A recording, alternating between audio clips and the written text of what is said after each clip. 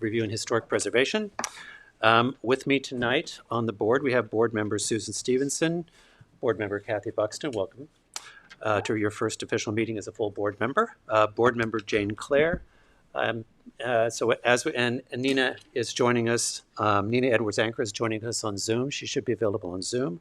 Because we have quorum, therefore, I move we open tonight's meeting of the Architecture Review Board. Is there a second? Second. All in favor? Aye. Also joining us tonight are Alex Wallach, our planning director, Alice Cooley, our counsel.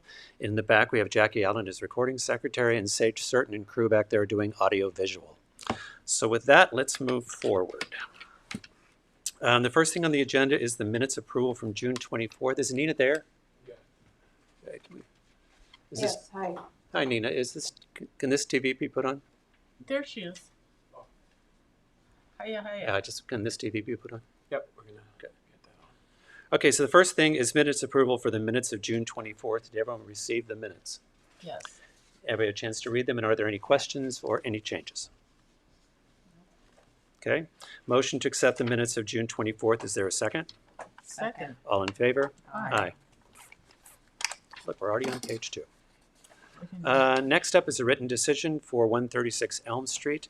Do you want to top line it for us, Alice? Sure.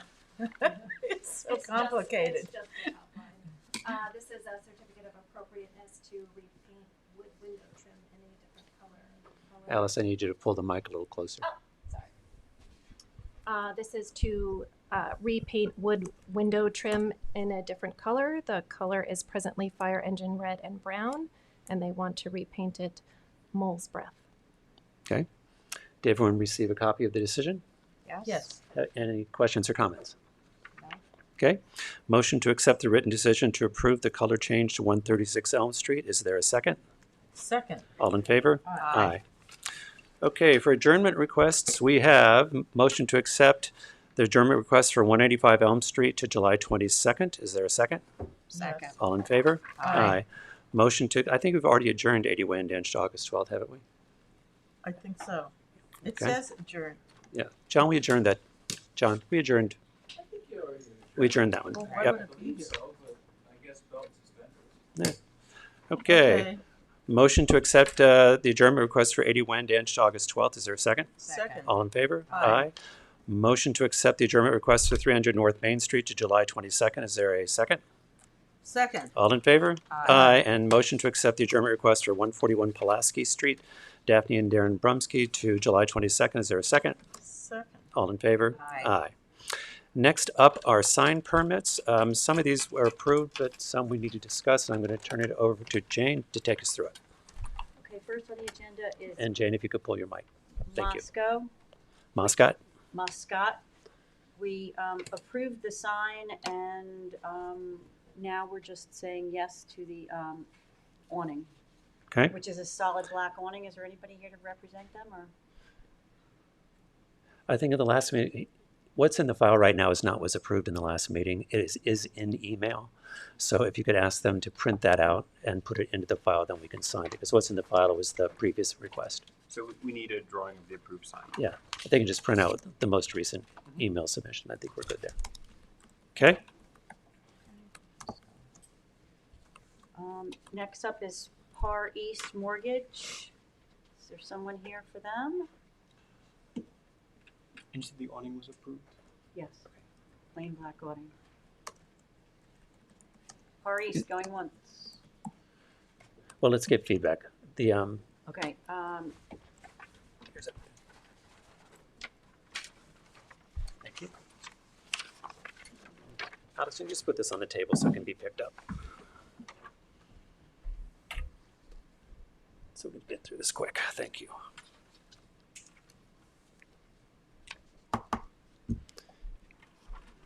Sage, if you could pick this up for us, that'd be great.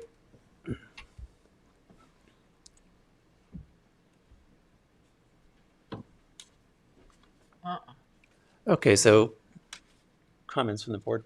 Well, we brought this to the full board because we think that the part east between the two windows, it looks out of balance, and we think that a sign underneath the windows going lengthwise would be much more appropriate. We've seen Par East have signs like that in the past. When I looked on their website, there's actually a horizontal version of that versus a vertical version. And my question comes up, and actually I may go to the building owner, because there doesn't seem to be a signage plan for the building, because it looks to me like Par East is only on the upper left-hand side, and we don't know what's on the upper right-hand side. But if we had multiple tenants on the upper right-hand side, we need to do the signage in such a way that if more signage goes on the building, it has some sort of logical pattern to it. So what I would ask them, the feedback I would have the building department give them, is if we can look at the horizontal version that could live above the trim to the lower windows and below the trim of the upper windows on the left side. And it could be centered between the windows if that one tenant occupies both of the windows. And that would leave us room on the other side, depending on what happens on the second story, to have some similarity between I the think total signage for the The building. font of the Par East is way big. It looks like an eye chart. No. Why are we having that? Well, that is actually their corporate logo. So, Okay. But when they're but Par and East are next to each other on the horizontal. that's still, sorry, still compared to the signs below, way out of synchrony. I think your point that speak to the building owner about it Yeah. cohesive, because it looks Bad. This is Yeah. not similar to this is not dissimilar to the problem we had on Hampton Road, where you had one building with 4 businesses in it. We asked the building owner to give us an overall signage plan for the building. Yeah. So I think we should probably go Sense. down that road. I think Plus, Susan, when it's horizontal, the font will nowhere near be that big. well, how do you know? Well, because it's not going to fit under the windows. Right, well, I'm just hoping they're not thinking that what we said was it's fine if you just make it horizontal, because it's not. Okay, Well, let's see if we can find the building owner and ask that question, because I think you need a building plan here. Well, what we'll do is tell the applicant to watch this meeting, and they can revise accordingly based on the comments you provided. Okay. All right, next. Next is Diane Furston, 28 Jobs Lane B. Anybody here for them? Okay, Do you want to put this up and Yeah. do Yep. the same thing? it's the same have a thing. record.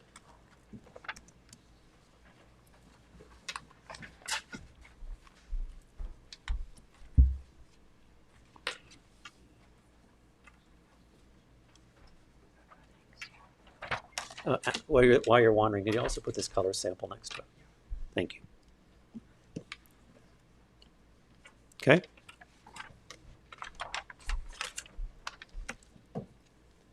Jane? The question we had was, what color is that, that goldish? There doesn't seem to be any paperwork telling us what color either of those are. The village signage guide actually discourages shiny metallic letters, so we don't know if that's a flat gold and they've given us no details, so we need those details back so we can determine. It seems like size and location seems fine, we just need more details on the paint color. Right. Okay. Next up. Next up is hedgerow exclusive. This is for a property sign for Corrigan Street. Again, no one's here. Anybody? Okay. Let's just put it up there so we can. We're putting you to work tonight, Alex. Thank you.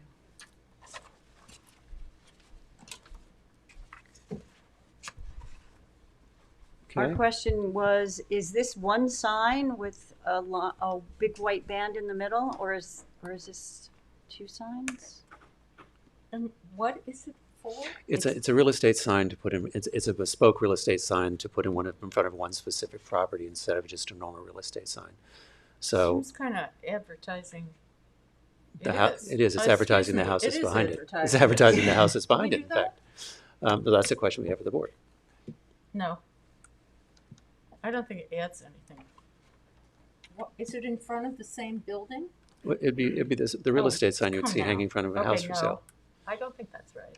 First of all, I mean, whole idea about signs is you can see them from far away. I noticed, like during elections, anyone who puts anything except their name in big letters is not doing the right thing. And this, I don't get the point of it. Do we do those? Well, I think this is why it's here, because this is the first time I think that since I've been here that we've been asked. Any other opinions? My opinion is I don't know that I mind a bespoke real estate sign. What I find confusing here is I don't know if it's one or two, and there's a half a house in the above, and there's a QR code on there so people driving by can get out of their car and flash it with their phone to download the listing, I'm assuming. But I would want to see it rendered in something that made it a little more, that we could understand it better before we could actually consider approving Okay. it. And also that it needs to be, the sizing is not correct. Oh. Okay, so that's the information we need for Hey, those but people. 3 square feet, that is all one sign then. Well, as it's indicated, the measurements that we can't tell from the application of how they provided if it is one or two, and that's why we're asking. Okay. So it's not clear. Okay. Wow. Next is compass. I think compass was there. We are. Someone live. Well, I was wondering. You're when happy we were got you gonna at the top of join the us. meeting. It's your night. So for compass, what we found out, I guess, Could you pull that Would you- microphone down to your mouth? No banner. If you, when you put them on the table, if you aim them toward us, Yep. then and put it in front of sort of where that one is. We can move that one out of the way. Then the camera can pick it up. Okay. Thank you. Okay. Now you have two applications. Are you asking for a temporary sign Right. to put up while you manufacture the regular sign? Is that what the story is? Yeah. Okay. Are those gold letters on there? No, It's compass. It's No. black and white, correct? yeah, the black letters, these are black raised letters will be the final. Oh, is the reverse out? We're gonna Drop put- out? Yeah. We're gonna put up, temporary with vinyl letters. You They know, want- black they want- backboard with white letters. And this is the final, right? And then Yeah. if we can just reverse position so we can see the final. Yeah, and that's the final. So they're putting black to hide what's there until this one's manufactured. They'll Okay. take one down and put it up. I think it's fine. Looks I think it's nice. fine. Okay. Wow. Okay. Thank you. Everybody have a good day. Okay. Thank you. Building details. Anyone here? Okay. I think we were fine with that one, weren't we? We were fine with that. We just want to make sure that, it's 3 square feet, Yeah, the maximum size allowed in the village Is for 3 these signs square is 3 feet, square feet. and this is, a little bit larger than that, so we just wanted to make sure we were Yeah. fine with the, design. We're fine with the design. Just the applicant needs to be told it needs to be 20 inches square or smaller. Okay, I would suggest you do that as a condition of approval and then sign it, and then we'll give it to the applicant with that condition. Okay. Are we still talking about the previous sign? No, No, we're no, not this talking is, about this it. is a new Sorry. one. This one's fine, Okay. just the size doesn't meet code. All right. So Additional. I actually might prefer that they send me one, just have them redo the dimensions on it and resend it, because they have one sheet that has East Hampton, Southampton Town and East Hampton Village on it. I mean, in Southampton Village. So if they would just correct the dimensions and send it in, attach it to the file, then I'll sign it when I'm signing paperwork. Okay. Okay? Okay, that's it for signs. Didn't we have landscape details? Do we have one more? There was a green one there. Oh. Sorry. And I believe landscape details was the same thing. I think the sign is fine, but the It's, size yeah, is wrong. it's exactly, yeah, same thing. It's the same company that's doing them. Yeah. It's the same story. Yeah. If they can just send it, because that way we'll have it corrected, and then we'll sign it. Okay? And do you have the paperwork for the beginning of this? Did you I let the probably council do. that? Okay, great. There you go. Okay. All right, that takes us to public hearings, historic carryover Mark? matters. Yes? Before you move on, I wanted to ask if anyone is here for Cabanita Properties LLC. Can you come up? You can move on. I just have Okay. a question. Okay, so the next one up is Landon Nordeman, 2011 Irrevocable Trust at 251 Pond Lane. Evening. Evening. I'm John Bennett for the applicants, and Ann Nordeman is with me. Good evening. Behind me. So this was a request for demolition of an existing single-family residence. It's, and we went through a history of it. I think Bailey presented it the last time. The Sandbar map was only a garage in 28, and 59 was part of a two-lot subdivision. The property was improved in 59 only by a detached garage. In 1980 and 93 and 95, there were some additions and sort of grown more around it. So at the last meeting, you did refer to Zach, who's, I'll just bottom line it for you, describes the structures as non-contributing. The board did ask for some information about the landscaping, so what we did do is hopefully have this, we submitted it. John, the problem we do have with the problem is it came in today at 2:45. It was not in our packets and no one has read it and no one's had a chance to review I it. think it's actually quite. Well, I'm sorry, but no one has had a chance to review it. So what I'm going to say is, no, actually, the way this works is we have I know deadlines. how it works. I'm And, asking well, you you're to late take for the some- deadline. You're late for the asking- deadline. Please let me finish, Mark. I didn't interrupt you. Please. Please. Thank you. So I'm here to present. And we had an arborist look at the property. And he found one copper beech tree located in the northwestern portion of the property, which is the very end of the garage. And that indeed was talked about at the last meeting. So all we were doing is confirming that that was the only significant tree on Actually, the John, what I property. asked for was a landscape plan of the property. Well, Because I know we don't have a problem with the house. We just want to know, we know about that tree. We wanted to know if there was anything else on the property. And we asked for a landscape plan and we asked for a report. I agree with you on the report from Zach. I don't see any issues there. But what I don't have in order to close the file is what we asked for in the last meeting. And what you did submit, you submitted today, and with no one here and no copies for the board, so no one here had a chance to review it. And therefore, we submitted I'm just going to multiple ask to copies, I'm but- just going to ask to adjourn this to the next meeting, so we've all had a time to review it. Okay. That's fine. Okay. So should we just go over, we need a landscape plan showing significant trees, is that correct? Well, it gets down to a term of. There's one tree, aren't probably. those one tree that's significant. I don't know.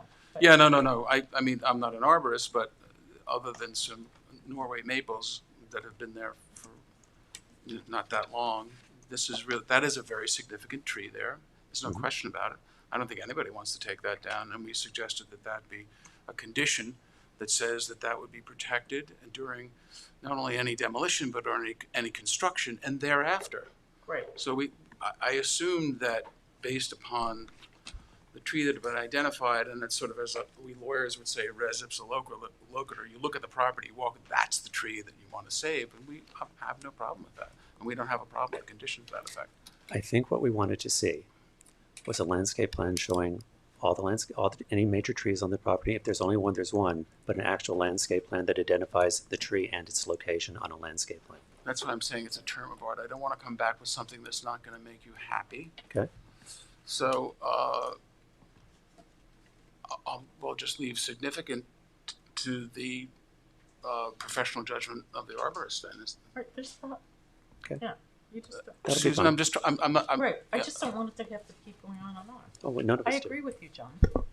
Yeah. I believe there's actually someone representing neighbors who also made a comment about the landscaping.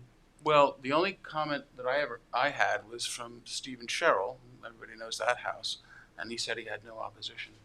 Unless there is somebody else here, there may be.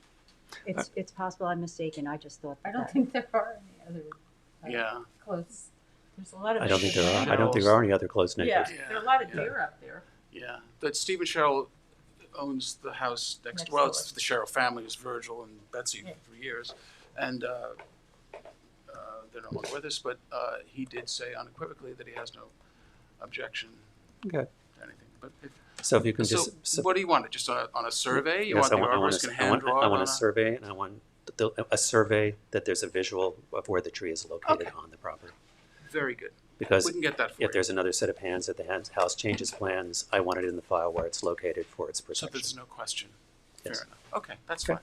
That's Like fine. with an indication of caliper size or something And a like description that? of the tree. Well, we have. There's nothing subtle about this. Well, I don't know what we That's have a because I haven't read massive it. tree. But it's a massive tree. Yeah. It's a wonderful massive tree. Yeah, it is. Um, And there's no, everybody loves it. Confusion. Yeah. So there's And I know there's a problem, but just in order to close the file, I need all that material. Okay, So, we'll get it to you then. okay. Are there any comments from the public?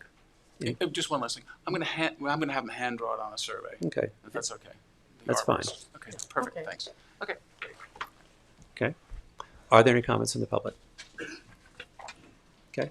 John, I'm assuming adjournment till the next meeting, which is July 22nd. Okay.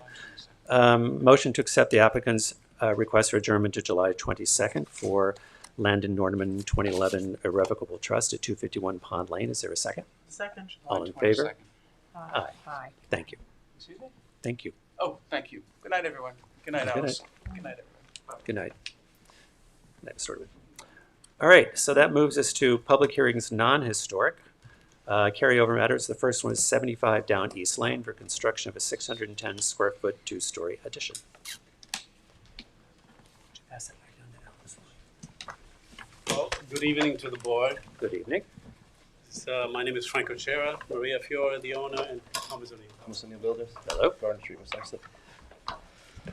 We Just were- want to start with a little information from our past hearings.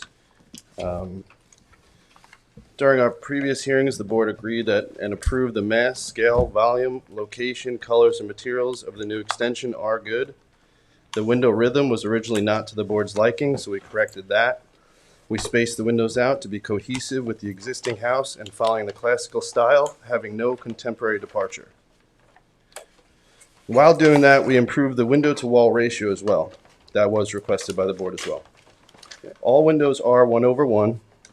After our past hearings, we created a better, more identifiable demolition plan that the board had requested.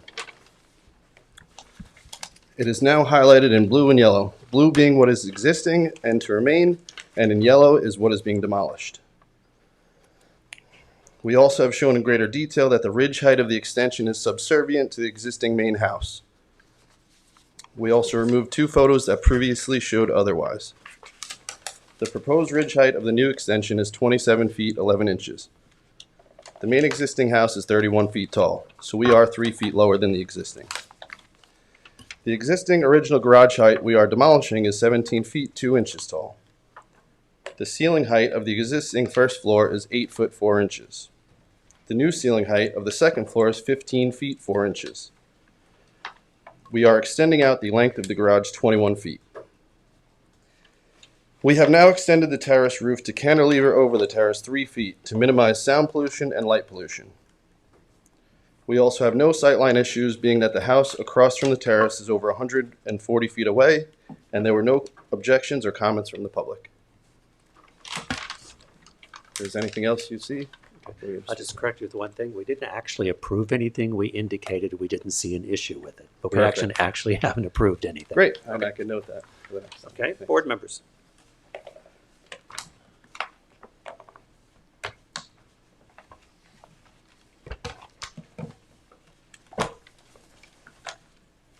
Nina, do you have any comments?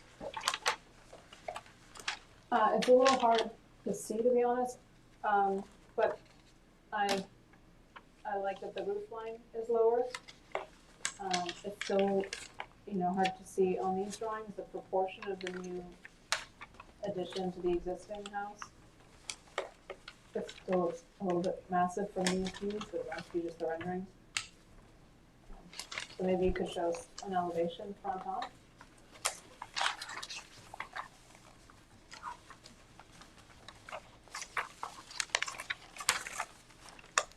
Thank you.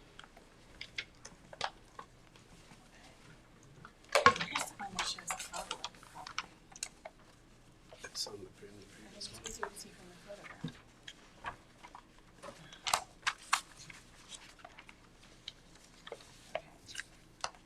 Okay.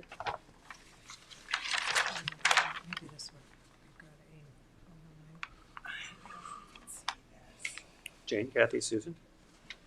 I think I'm a layperson as well. I think it's easier to see from, this is the existing structure, and we're talking about extending this. Which every rendering they make, and my husband's a great architect, Harvard graduate, I agree, it doesn't look like what you would see.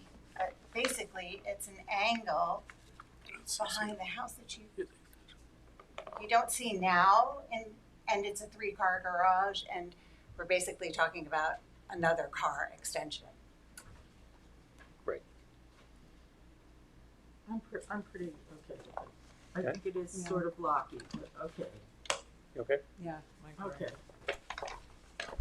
Jane, any comments? My only question that came to my attention this time round was that I felt like the parking looked excessive if this is just an addition with.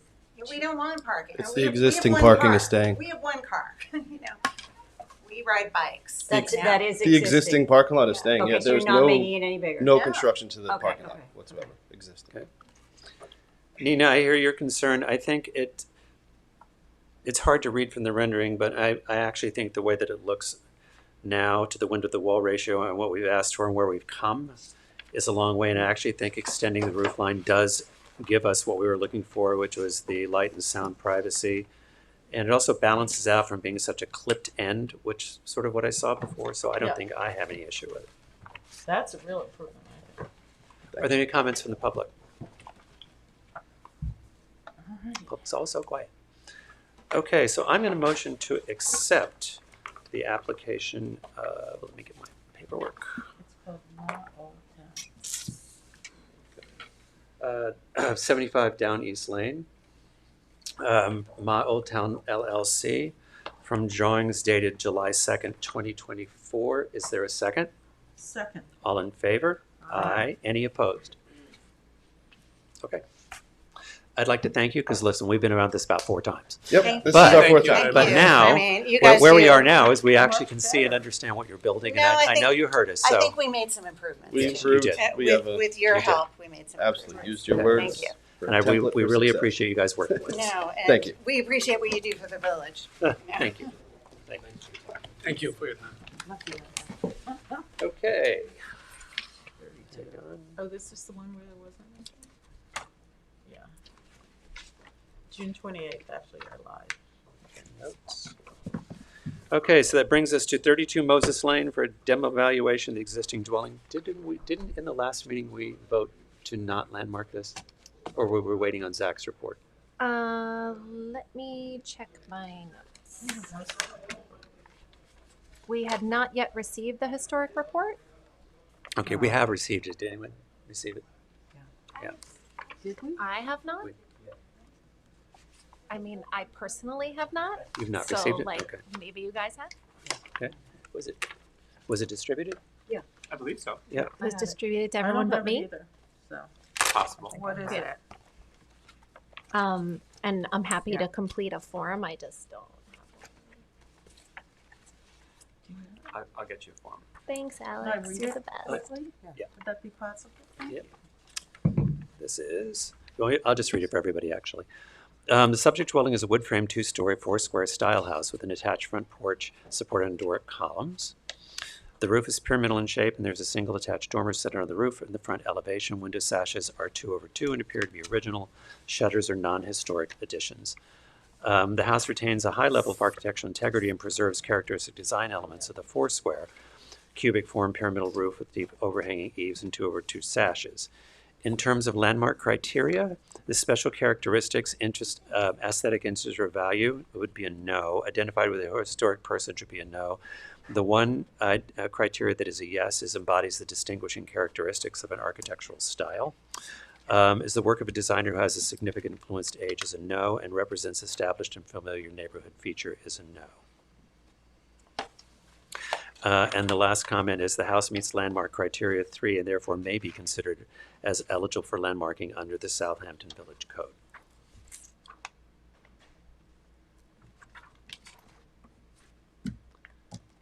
So that comes up to debate of, do we feel that it rises to the standard to seek landmarking status for to protect the house? I don't. I mean, it's too bad it would be taken down, but. What was the year of it? Do you know? Yeah, the construction year was in the original file. Pre-1926. It's pre-1926. Well, I'm in favor of not tearing the house down, and the idea that it's an iconic 4-square. It's very typical of our working class neighborhoods of Southampton Village, and we have to start somewhere. So I'm of the mindset that if we could possibly repair and add on to this house rather than tear it down, I would much rather see that than a demo. Nina? Yes, I agree with Jane. Okay. Kathy? I do too. I agree with Jane. And Ina. I'm not, I would be Wait, willing. but that's not the vote. Pardon? Right. That's not the vote, right? No, the vote is to seek or not seek landmarking. Yes. Okay. I Right. just wanted to be clear Yeah, about what no, we're talking that's about. that's what the vote is. Okay.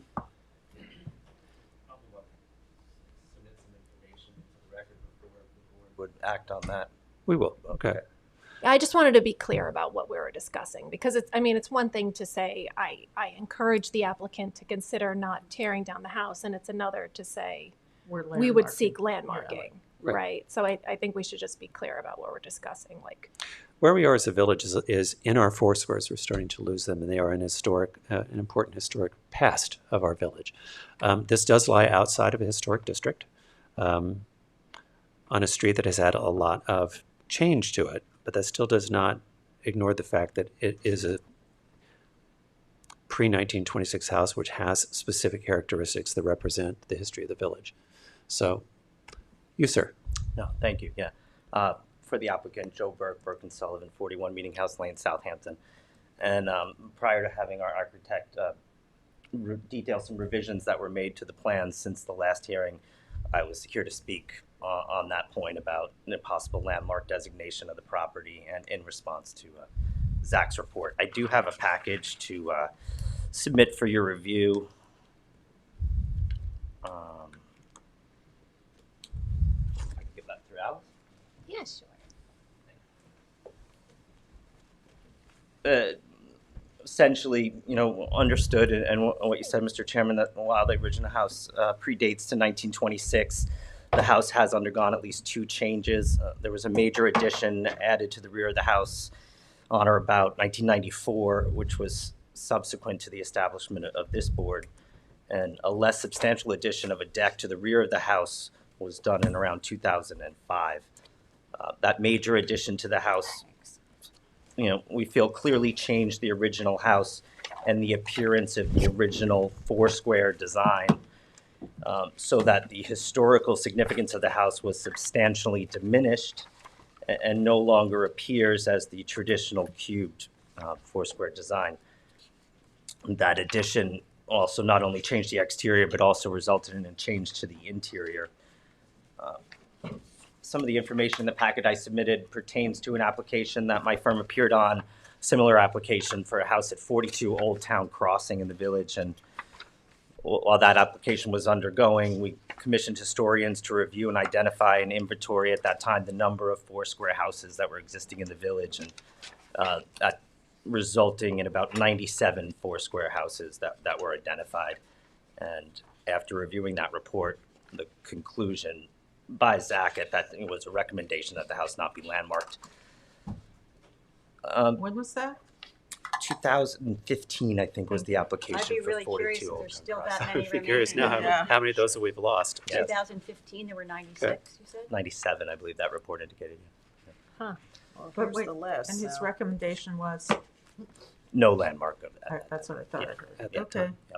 time. Before, again, just two other points. The applicant has consulted with Habitat for Humanity on two levels, which I can get more information about. But with moving the house, I think that was after consulting with several movers that might not be feasible economically as well. And as an alternative, perhaps working with Habitat for Humanity to the extent possible to allow deconstruction of useful elements of the house. So applicants willing to continue pursuing that. I will turn it over to Lucy to address those revisions to the plans if you want. But again, my point just again. No, thank you. I appreciate that. Yeah. Here's what I honestly think. We are the Board of Architectural Review and Historic Preservation. Let me start there. But I also think that landmarking house is a serious consideration. I think you've brought and just handed to us tonight some review, and I think it would probably be fair to allow the board time to take this under consideration and review it. Sure. And go through it. But I think before we consider what might replace the house, we're going to have to determine how we feel. I mean, you you see there's a pretty strong feeling that people would like to preserve this house, and actually even in Zach's recommendation, it is something we can consider. So what I would suggest we do is, because we've just received this, is adjourn this to the next meeting, and then let the board take time to read through this, and we'll have another round of discussion on it, and then we will that gives us the opportunity to take into consideration everything you provided for us tonight. Sure. I feel like that's a fair thing to do to both sides. Do you have a photograph of the facade of the house? Because from the street, it does seem to have all the characteristics of a Foursquare. Do you have that, Luke? She has pictures. Most of the revisions were in the rear. Yeah. Yeah. I just wanted to make that point Sure. for the record. Yeah. Thank you. Yeah. Lucy might have those photographs. Well, it's as well. very common that they go out the back. Right, but I'm Almost any saying old house, 'cause they- in listening to the fact that it's been modified many times and the integrity has been Right.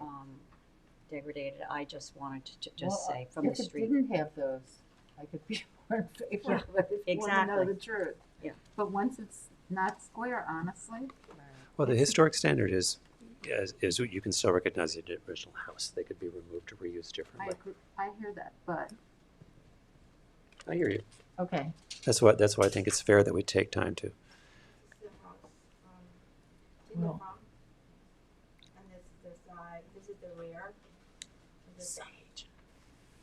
Could we see that on the Can you- screen? Lucy, if you can just push it a little bit forward and you'll get it on camera so everyone can see it. That'd be great. Thank you.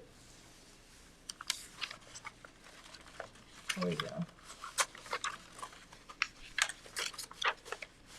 So Zach says it has a high level of architectural integrity? Yes. A high Unless I level? forwarded you the report. so Are you have it. reading that? Thanks. The high report level? says the house Yeah. retains a high level of architectural integrity and preserves characteristic design elements of the Foursquare style. Although Cubic form, before- pyramidal roof, and deep overhanging Sorry, I'm eaves to catching over up. 2 sashes. And I'd like to also show the original house is this part where it's light. And this, in the back, the entire place that's shaded is addition. Okay. We can't see that, but that's okay. Doesn't look like that in the photos. So when I walked it, okay. So in the back, at least half of it is addition. Okay.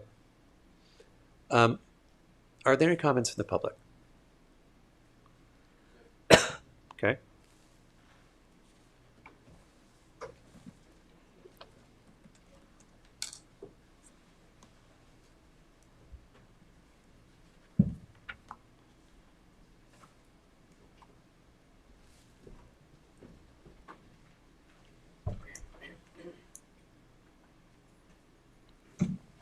Is someone coming in?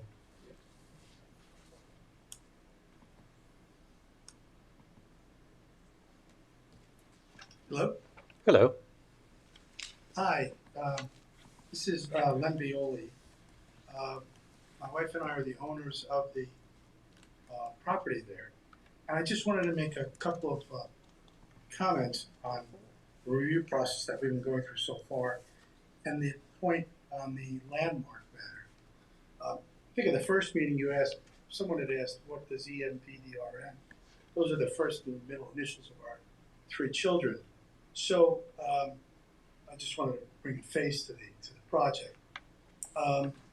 When we first entertained the idea of purchasing the home, I'd been on the architectural review board in my town, the planning board, and the zoning board. So here in Westchester County, and a little bit familiar with the process. But on this particular property, when we were entertaining the purchase, I went to the building department, pulled the file, and looked at all the work that was done. First looked at it was not in the historic district. We'd love to purchase in the historic district, but this came about, and after much deliberation, we did make the decision to purchase the property. But more than that, in reviewing the file, I saw the major renovation that our council just mentioned, and the other thing I saw was that on the application for that major renovation, it went through, at least on the application status, a landmark designation criterion. And it was a 4 square before the time of the major renovations, you know, and it was not voted on as a landmark, nor was it raised at that time. That went into our decision to purchase the property. The criterion that the historian had noticed, I noticed also that the historian did not recommend landmark entertaining or recommend landmark status, I think as in the other application that was mentioned, but when this other renovation was done, landmark status was apparently reviewed because it was checked no and there was no designation. So we relied on that that sort of event and that fact, as well as the fact that although the criterion for landmark status has changed, that criterion that the historian noted now has been on the books since before 15. So all of these went into our decision, and I think I mentioned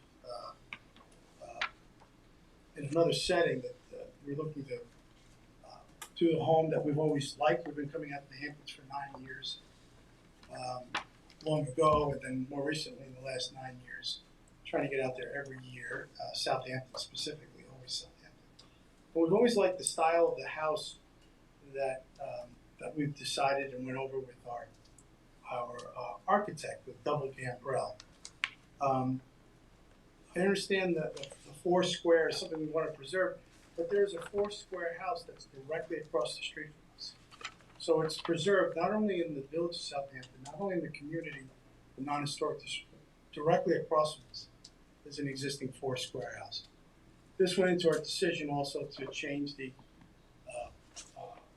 style to one that we've always adored in coming out there. We looked at a house south of Hill Street, directly south on South Roscoe, and they did the double gambrel Dutch style. And that's in a community much like ours. And that went through, and there are other double gambrels without the Dutch flair up the street on Harvest. There was one approved on Fordham and one on Halsey in neighborhood that has had many 4 squares. But as I said, we went through this whole process of taking time to review the area, this particular house, what has transpired. The house, was a traditional 4 square, but they put a ridge beam on it and extended it in the easterly direction, a good 20-25 feet. So now the major part of the house is a straight A-frame gable roof towards the back with a huge deck that's 20 by 14. We're going to put a Juliet balcony of 6 feet by 10 or so, just to put 2 chairs. This isn't the traditional 4 square that I've seen over the years and in the neighborhood. The addition, especially the second addition with the huge second-story balcony and extending the ridge beam out, it does not have the pyramid traditional hip 4 square style that you see in the Hamptons. And as I said, directly across the street from us. And I've seen other 4 squares. We were looking at a house on Little Plains, and in the historic districts, which have been torn down and replaced with either straight A-frame gables or gambrel, single man, not too many mansards. But so I did a lot of research, maybe too much, but I did quite a bit of research on this particular property, the area, the neighborhood, and other parcels. Not the research that our council has with the Columbia professor historians, but all of these factors went into the decision. And I think identifying, if we had hit 2 or 3 of the factors, but to say that this house has a distinct architectural style. It's something that we carefully considered, and believe that we had the ability to continue just as the prior owners did on two occasions, two prior owners, to do two massive changes to the house, and the fact that there is another Foursquare directly across the street. All of that was heavily relied on by us in choosing this parcel and then this house. And truth be told, we were thinking about renovating, but it's actually more costly to renovate, and it's a bloom frame, but the foundation, there's a swimming pool in our basement every time. It's a double, which I've never seen up here in Westchester, but it's a double line brick foundation. All the foundation is brick as opposed to fieldstone, which was usually the tradition back in the early. Well, fieldstone was not as much around here as it was in Westchester because it wasn't available material. So I didn't see, it was not fieldstone, it wasn't block or even poured concrete, which we wouldn't have had back then. But it leaks terribly. Foundation is terrible. I had asked, can we lift it, build, keep the original structure. The windows, the prior owners sealed the windows with okay, here's what I'm going to ask, sir. I hear you. Yeah. I think, all that went for consideration, but I just want to point out, Chairman, which I appreciate. Yeah, all of the stuff that we relied on and what we've seen, and took the history. We carefully considered everything when we in coming before you. Okay. I just But I really do believe that the fair thing to do to you as the owner and to this application in the materials you've dropped off is to adjourn this. There is a strong passion for preserving houses, and you hear it from us.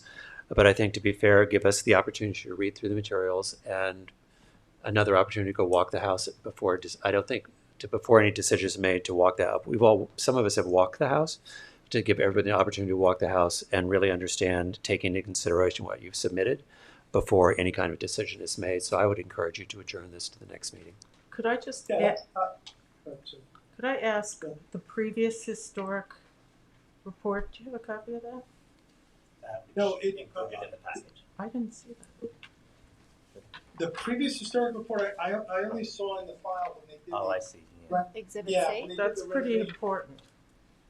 Yeah, so when they did the previous renovation, the applicant has to check and note if it's landmark, and it went through all of the. by a historian? Not that I'm aware of. I didn't see it in the building department file. But maybe. I didn't see it in the. Okay. Well, that's what we want to see. There's a report now by the Zach had done a. Yeah, there's the one that we asked for. Yeah. Yeah. No, what I was saying, maybe I confused it. During the previous two applications, the previous two owners had to submit, or the board requires the application to designate whether it's landmark or not, historic, right, and then landmark. That's what I'm looking at. And it was no on both occasions. It was checked or no, or went through the process. Where are those? Okay, well, okay, I'm going to stop this just because there wouldn't have been. Because the previous two applications were not asking to remove the house. The previous applications were moving to add to renovate an existing house. So they probably would not have considered it. And I wasn't on the board then, clearly, but neither were anybody up here. But and those things are prepared by the applicant. Yeah. Oh, not the board. I thought there was a.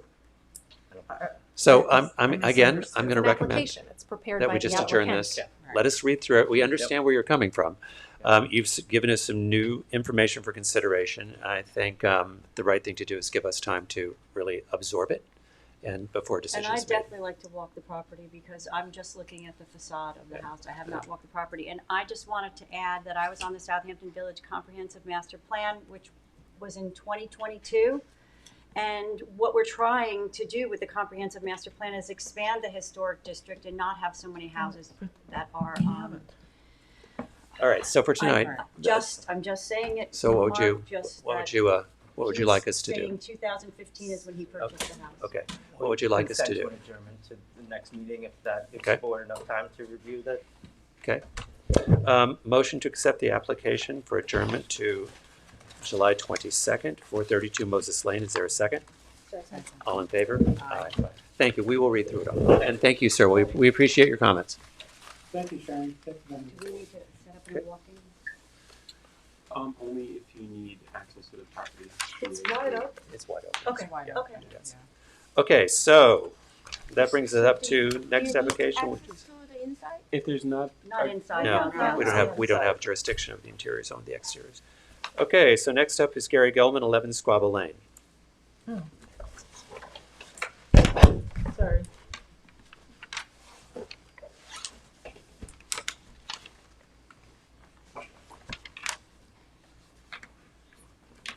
Anyone coming in?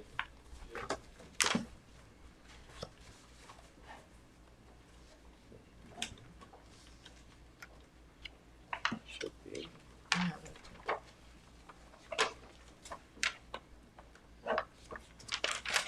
Frank, you can introduce yourself. Frank Greenwald, architect, Sag Harbor, New York. I am the architect and applicant, I am the architect and applicant for Gary Gelman Residence, 11 Squabble Lane. We were in front of you about a month ago, and we took your, I'm going to call them negative comments about our first submission back to the client, and we decided to scale down the project fairly drastically from what it was last month. And I'd like to just walk you through basically the scope of what we're proposing now. This is the existing floor plan of the house. In purple, you can see sort of the areas that we are proposing to change. Basically just changing some windows and doors on the ground floor. This is the front elevation of the house. On the top is the existing elevation. On the bottom is what we're proposing. And the scope of work is simply replacing these two units here with these two units, casement units that match the other units in the house that are indicated in blue. In the back of the house, there's sort of a little courtyard. Again, on the top are the existing elevations, on the bottom are the proposed elevations. And we're proposing to remove this door and this window, replace it with a large sliding glass window looking into the courtyard where there's an existing pool. And then on this other part of the rear elevation, changing this unit and this unit, replacing them with these two larger units. That is the scope of what we're proposing to do to the exterior of the house. In the back of the house, we're just proposing some revisions to the terraces. We're building a new pool in the existing location, a small Ipe deck, and a spa, freestanding spa. That really is the scope of the work that we're proposing. So it's drastically reduced from what we were talking about a month ago. We're also proposing a gate, which maybe we can talk about. I'm not going to make you wait for gates since you're here, but let's go ahead and talk about the house first, and let's do the gates second. Great, thank you. Okay. Board members.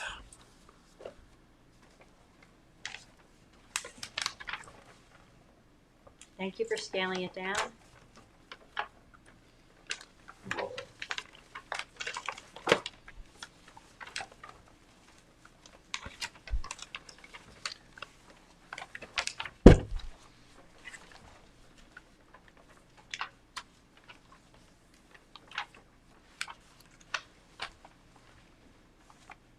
I will second that. I think taking the massing and the scale of the house back down, I think is really good.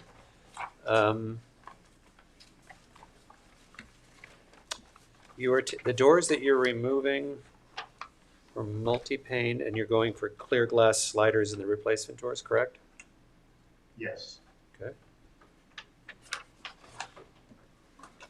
And these are basically in this sort of rear courtyard, looking into the swimming pool. So, I mean, they're not visible from any street or any right of way. Those are big doors. They are big doors. They're 5'6" each. Okay. Yes. Nina, any comment? Yes. But by the way, this was approved about a year or so ago by the board. We then sort of went and sort of proposed this larger renovation, which we've now sort of subsequently cut back. But this was pretty much what was approved by you guys probably a year or two ago. Huh, I don't remember. Unfortunately, this project's been going on for a while. Nina? I think the front elevation is great. The west elevation to me looks clean and, evening sun by the pool with the big sliders. My only question is if the rear elevation, if it's facing north, I would hesitate to put so much glass, but is that facing north, the rear? It's facing south. Okay, well then I would say. And so how about that's light positive. pollution? Well, it's positive in terms of solar gain, in terms of energy efficiency perspective. So I would say it's fine. This is part of the Murray compound, Yes. And this is on so Squabble this- Lane. and so this is facing no neighbors, so to speak? But what about Correct. This the light pollution to the elevation- ocean? No, this is several houses back from the ocean. This is Okay. 5 or 6 Yeah, they're houses not. back. Okay, They're not, okay. they're not This that is end of John it. McEnroe. Yeah. Howard, Okay. Howard Gaddis, John McEnroe house. Yeah.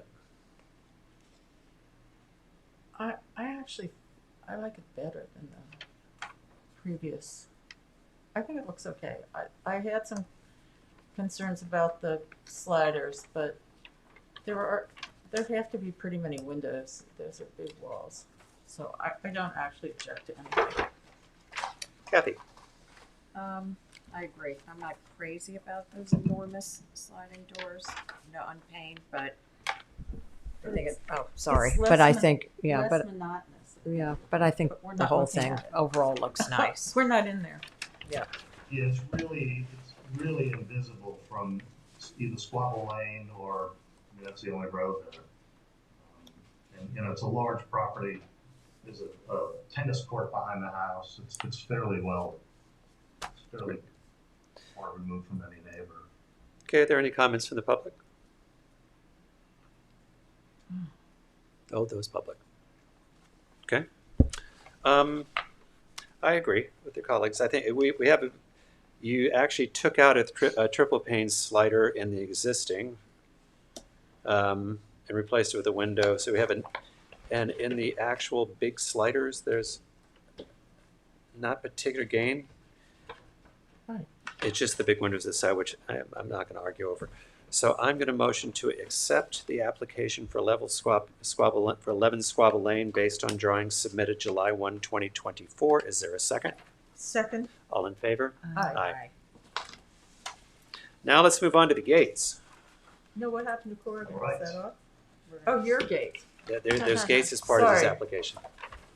Yeah, we're further down the line. Oh, it's in there? That would be great. Okay, yeah, you're here. Let's go ahead and take care of it. So we're proposing there are two gates, there are two existing driveways that have gates currently. We're proposing to just change them and sort of painted white gates. The only thing that I sort of my office sort of screwed up on is for some reason we thought that the 40% was minimum. I mean not maximum. And it's not. It's actually minimum. Yep. So we're like a third of a square foot over or under what we need to be. There is under. They're You not. could They're have not. They're clear not. gates. They're not to 40% transparent. Oh. Yeah, they're not to 40%. They're, I don't know what they are. They're just slightly under. Yeah. What I'm going to suggest you do is go back, and then let's talk about what we think about the design of the gate, and then I'm going to ask you to go back and re-render them to where they would look at 40%, because we're pretty much sticklers about the transparency, and we're under here. I mean, you can see it's the minimum is 32.14. We're at 31.79 square feet, so we're like 33.33 of a foot off. I mean, which I would just need to raise this bar up 3 inches or something. Can you tell? Can you tell us? Take us through what the custom 12 by 12 by 12 inch light fixture is by Ann Morris. It would be a custom fixture that we're going to design, which we haven't done yet. It would be some glass on all 4 sides with a metal top. Frosted glass on all 4 sides with a metal top. I don't actually have a cut of that. And where are you proposing the controls? Is it automatic gate? It would be set back from the street, the sort of proper amount. Now, what's the mechanism? What's the activation mechanism? Is it just automatic? Yeah. They would be. Yeah, they would open up automatically. So there's no gooseneck. Correct. Okay. Board members, how do you feel about the style? He can come back and re-render them and reconfigure them to where they're 40% transparent by changing some of his dimensions. But in terms of the overall design for direction, any comments? I think the design's fine. It's okay. I think it's Nina? more formal than the house, but it's I think it's fine. Okay. And I'm assuming because this light fixture has a solid top that it will be considered dark sky compliant. Yes, it would be. Okay. So we've approved the house. What I'm going to say for the gates is if you'll go back and have them re-rendered to where there is 40% transparency, we can look at the next meeting. What I would suggest. Okay. Is it not that I don't love coming back in front? Oh, come on. I tell you what. 2 things. Are there any comments from the public? Before Alice yells at me. Okay. And what I'm going to do is I think we can conditionally approve this based on receipt of updated drawings that show it at full 40% transparency. Alice, are you cool with that? Yeah, I'm very cool. Okay. Great. Okay. So, can you also condition it? Can you also condition it that the light will be dark sky compliant? Yes. Thank you. So I'm going to motion that we approve the gates for 11 Squabble Lane from drawings dated July 21st, conditioned on receipt of updated drawings that show them at fully 40% transparent, and a stipulation that the light fixtures will be dark sky compliant. Is there a second? Second. All in favor? Aye. You know, you'll be there in July. You'll miss us because you don't get to be here on July 22nd. But always good to see you, Frank. Thank you so much. Okay, thank you. Okay, that takes us up to 60 Corrigan Street, construction of a 4,361 square foot residence.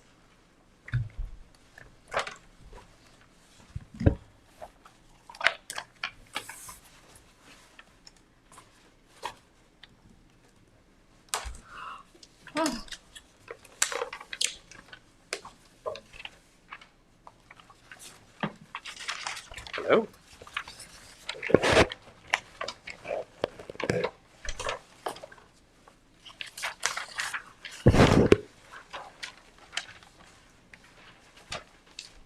Wow.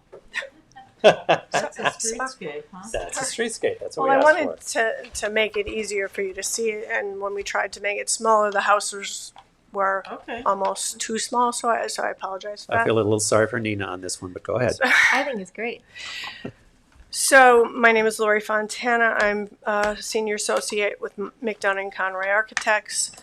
Good evening. I'd like to start with the request that the board, the ARB board made at our last meeting. which was to include a streetscape and an existing landscape plan, which I have also here. Additionally, we put together information regarding houses on both sides of Corrigan Street, highlighting the architecture, size of the existing and recently approved houses. I also want to note that an error was made on my behalf, and that the house shown at 171 that was submitted to you is in fact not the correct house. It is a vacant lot. So I ask for your apology on that, and I ask you to disregard that. No worries. Okay. So regarding the streetscape and the comments that the style of the house does not fit into the neighborhood, there are 4 houses on our side of the street with similar features. For example, the sweep on the gable or at the bottom of the gable. 2 of these have been recently approved, one in 2023 and one very recently in 2024. On the other side of the street, there are 3 houses with the sweep as well. As for the mass and scale of the house, this house was specifically designed for 61 Corrigan, and it was designed that the second floor was actually built into the roof line as to reduce the mass and scale. So we believe we have shown that we do in fact fit into the neighborhood. The house designed for 60 Corrigan is also set 73.7 feet back from the property line, which is 33.7 feet further than the requirement, and further back than any other house on either side of the street.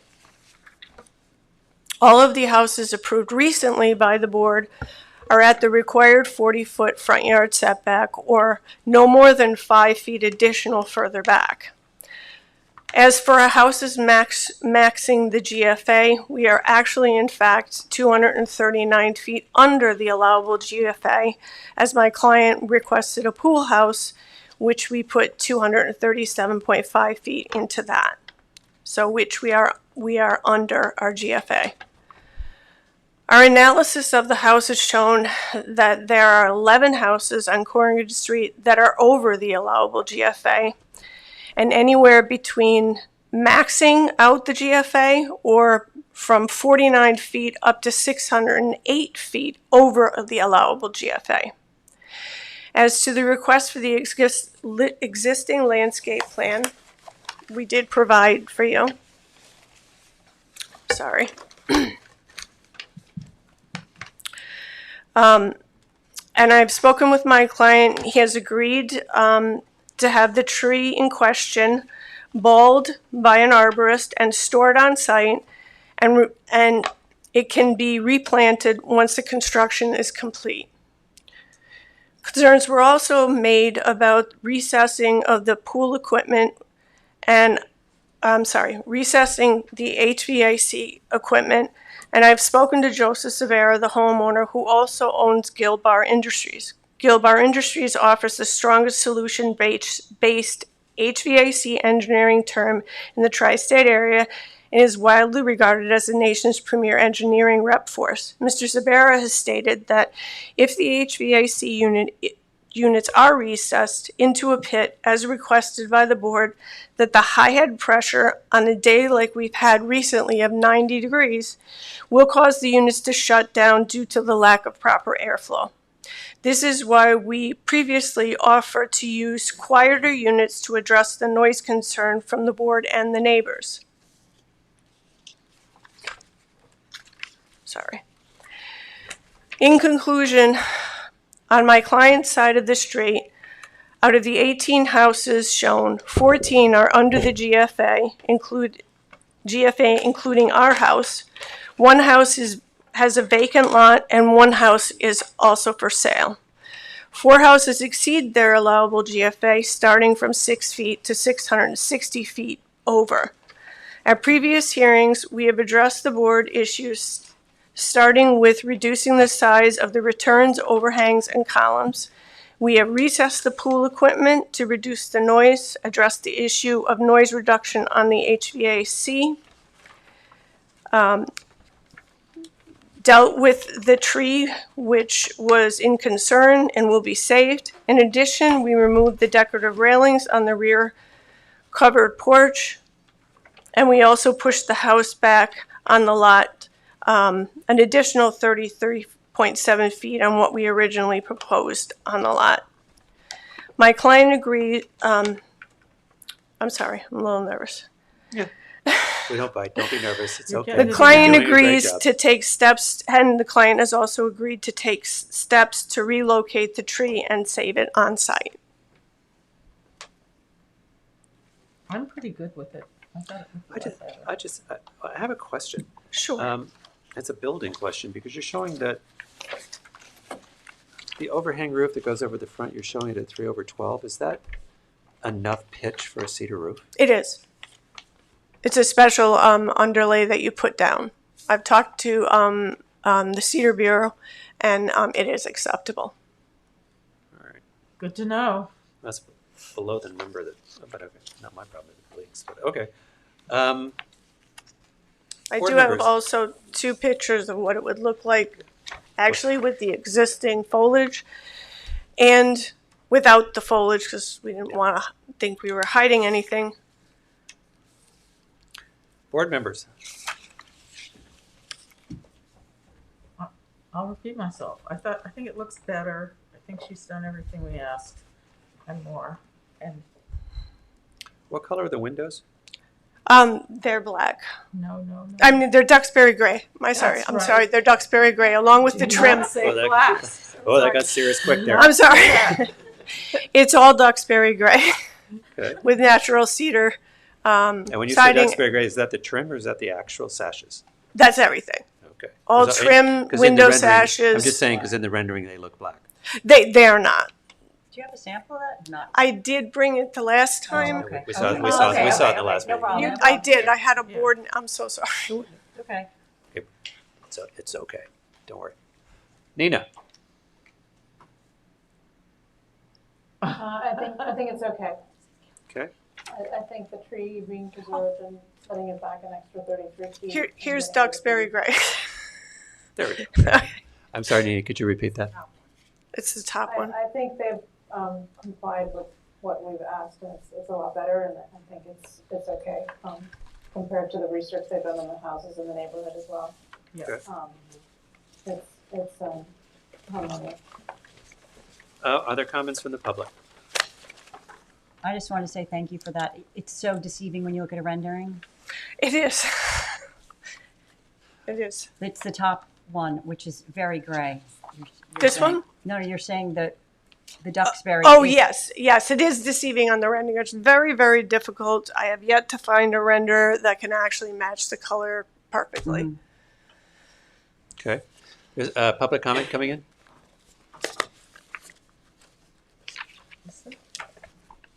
Yeah, me, are you calling on me? I'm not sure. Yes. Are you coming for public comment? Yes, Okay. Please state your name, which is apparently Eric Raymond, and go ahead. yes, I just wanted, You are Eric Raymond? I am Eric Raymond. Okay. Thank you. I wrote the letter and live next door, and I just want to say I thank the architect and the owner, and I have, it's a large house, as she says, there are a lot of large houses. It's, when you combine the pool house, it's 1.5 square feet less than the GFA, but I suppose it's allowed, and I have no other objections, and I thank everybody for their attention. Thank you very much. All right. So I'm going to motion to approve the application.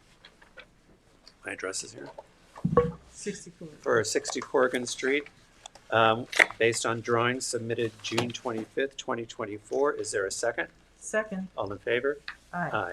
And I too would like to thank you, Lucy. You did a great job.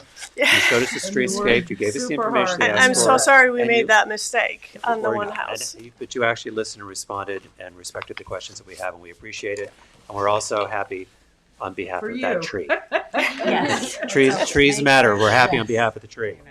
Yes. Thank you. Thank you very much. I can go on vacation on Thursday with calm. Okay, next up is 126 Meadowmere.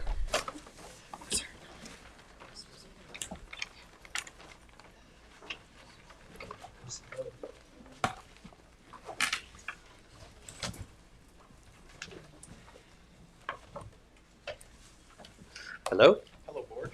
You'll pull the microphones up and introduce yourselves. We'll be off. Hello, good evening. I'm Chase Andriossi. And I'm John Van Velser, architect of Wading River. And Joseph Andriassi, representing and the agent of the owner. Okay.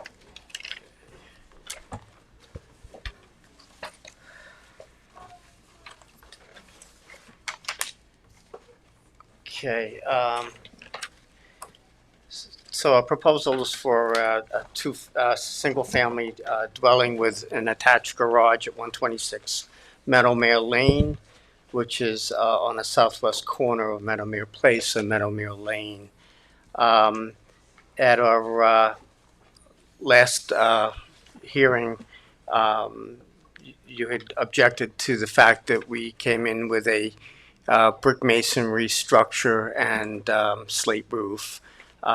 We have since, I don't know if that's on here or not, but we've since replaced that with a cedar perfection siding and cedar roof. Well, I actually think in the last meeting we asked you to just start over.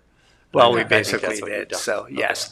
The footprint of the house for the most part is the same. Nothing has changed in the footprint of the floor plans.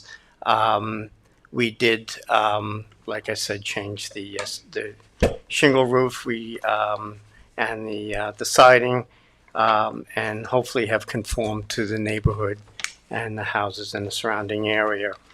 I believe we have photographs here of some of the houses in the area. Well, I think we've driven around. We know what those houses Oh, are. Let's talk okay, about this one.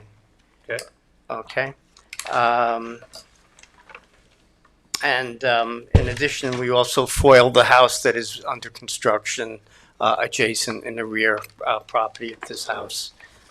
We do have a photograph of that as well, which. Yep. Okay. Okay.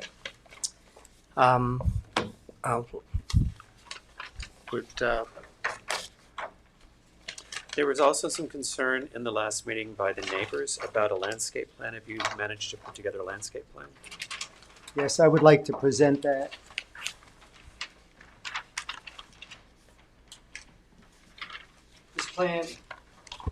This plan was designed by Aries Design.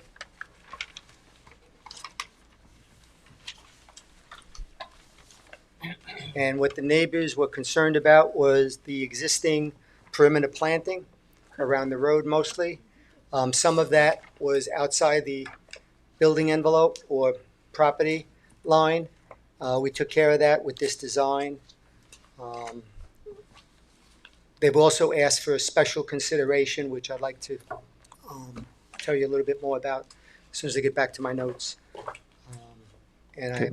Let's hear about the special consideration. Okay.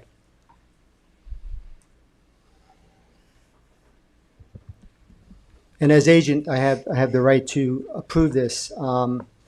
Once this process concludes and we start demolition of the existing structure, we will remove roadway plants not properly positioned and replant along the property lines as per landscape drawings by Aries Design. The neighbors wanted Could to you know. explain to me what that means? Okay, so They're gonna move the privet. No? there's existing privet and hedge that's outside the property line that has been annoying the neighbors for quite some time. They wanted us to deal with that, and we agreed early on that we would. They're asking us to do that work when we start the demolition. They don't want to wait till the end. So, and we've agreed to that also, as long as what we do does not interfere with the construction, which, based on this drawing, I don't think it will. Okay. We've And also there had. there are no street trees and an easement, anything here? Excuse me? Are there street trees within the easement? No. Within easement? No, within the village easement around this property, are there street trees that belong to the village? No. Okay. No, it's just the actual privet and or hedge. Okay. All right. We've also asked Aries Design to come in, and we know you're concerned about existing trees that might have value. And they identified, I think there's 3 trees on the property that we're going to save. Okay. And they're part of that drawing. Okay. Well, let's start with the house. Let's go there first. Board members. I know last time you came in with some samples. No, I know it's a different house now, but what is the roof is cedar shake? What is the siding? The siding is also a cedar shake. It's a like a pre-stained light gray cedar shake shingle as well. The material is cedar shake. But We can show you a picture of that. We have a picture I of actually that. have Well, I have. Well, Is we have a better picture. it a cedar look product like a Burrell, or is it a real cedar? It's real cedar. It's just pre-stained, twice dipped, and it's like a grayish tan. Okay. We actually had this approved and used this on a house that we finished a year ago in the village. And we can show you a picture of that house if you'd like to see it. Okay, and keep going. Yeah, I other just, questions? again, it's so hard to tell so often from a rendering, Yeah. so I was just curious if you had a sample of the siding. And I remember something about chimneys from our last take. They had chimneys that didn't do anything. Right, do we still have the two chimneys that, We have the two chimneys that remained from last time, and they're both functional. oh, they are Those are functional? going to be Yeah, functional now. But they're shingle, they're not masonry. No, they are masonry. That was a mistake the renderer made. They are masonry. We just have the, and we just have these. They are typical white brick So- masonry chimney. They're, okay, white brick, It says okay. white brick with gray accents. Yes. Okay. Do we Yes. have elevations, do we have renderings of all four elevations, or just the have east two. and north? Yeah, we just have the two. We just did the roadside. We actually we're gonna need to see elevations around the whole house. Well, there's architectural plans. I understand, but I'd also like to see renderings. But there's more comments coming. I have a comment. Please, go ahead. I think, Mark, you had said that this was not harmonious with the village. Oh, sorry, the original house was not harmonious with the village. I would say that your new design is not either, for different reasons. I feel like the only thing you've accommodated is that it's shingled. But I think the design is not harmonious with. All right, could I answer that? No, but we're gonna Okay. comments from the whole board, and that'll go better for you. Okay. Okay? Susan, I don't mind it. I think it's okay. Nina? I think,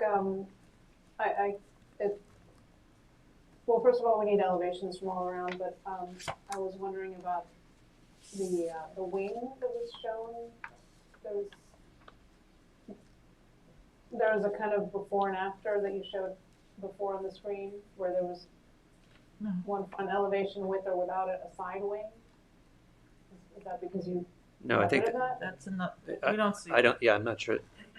Okay, Not sure, anyway, yeah. I think it's okay, I think it's better, and, but I think we need to see Where's the back elevation? all four elevations.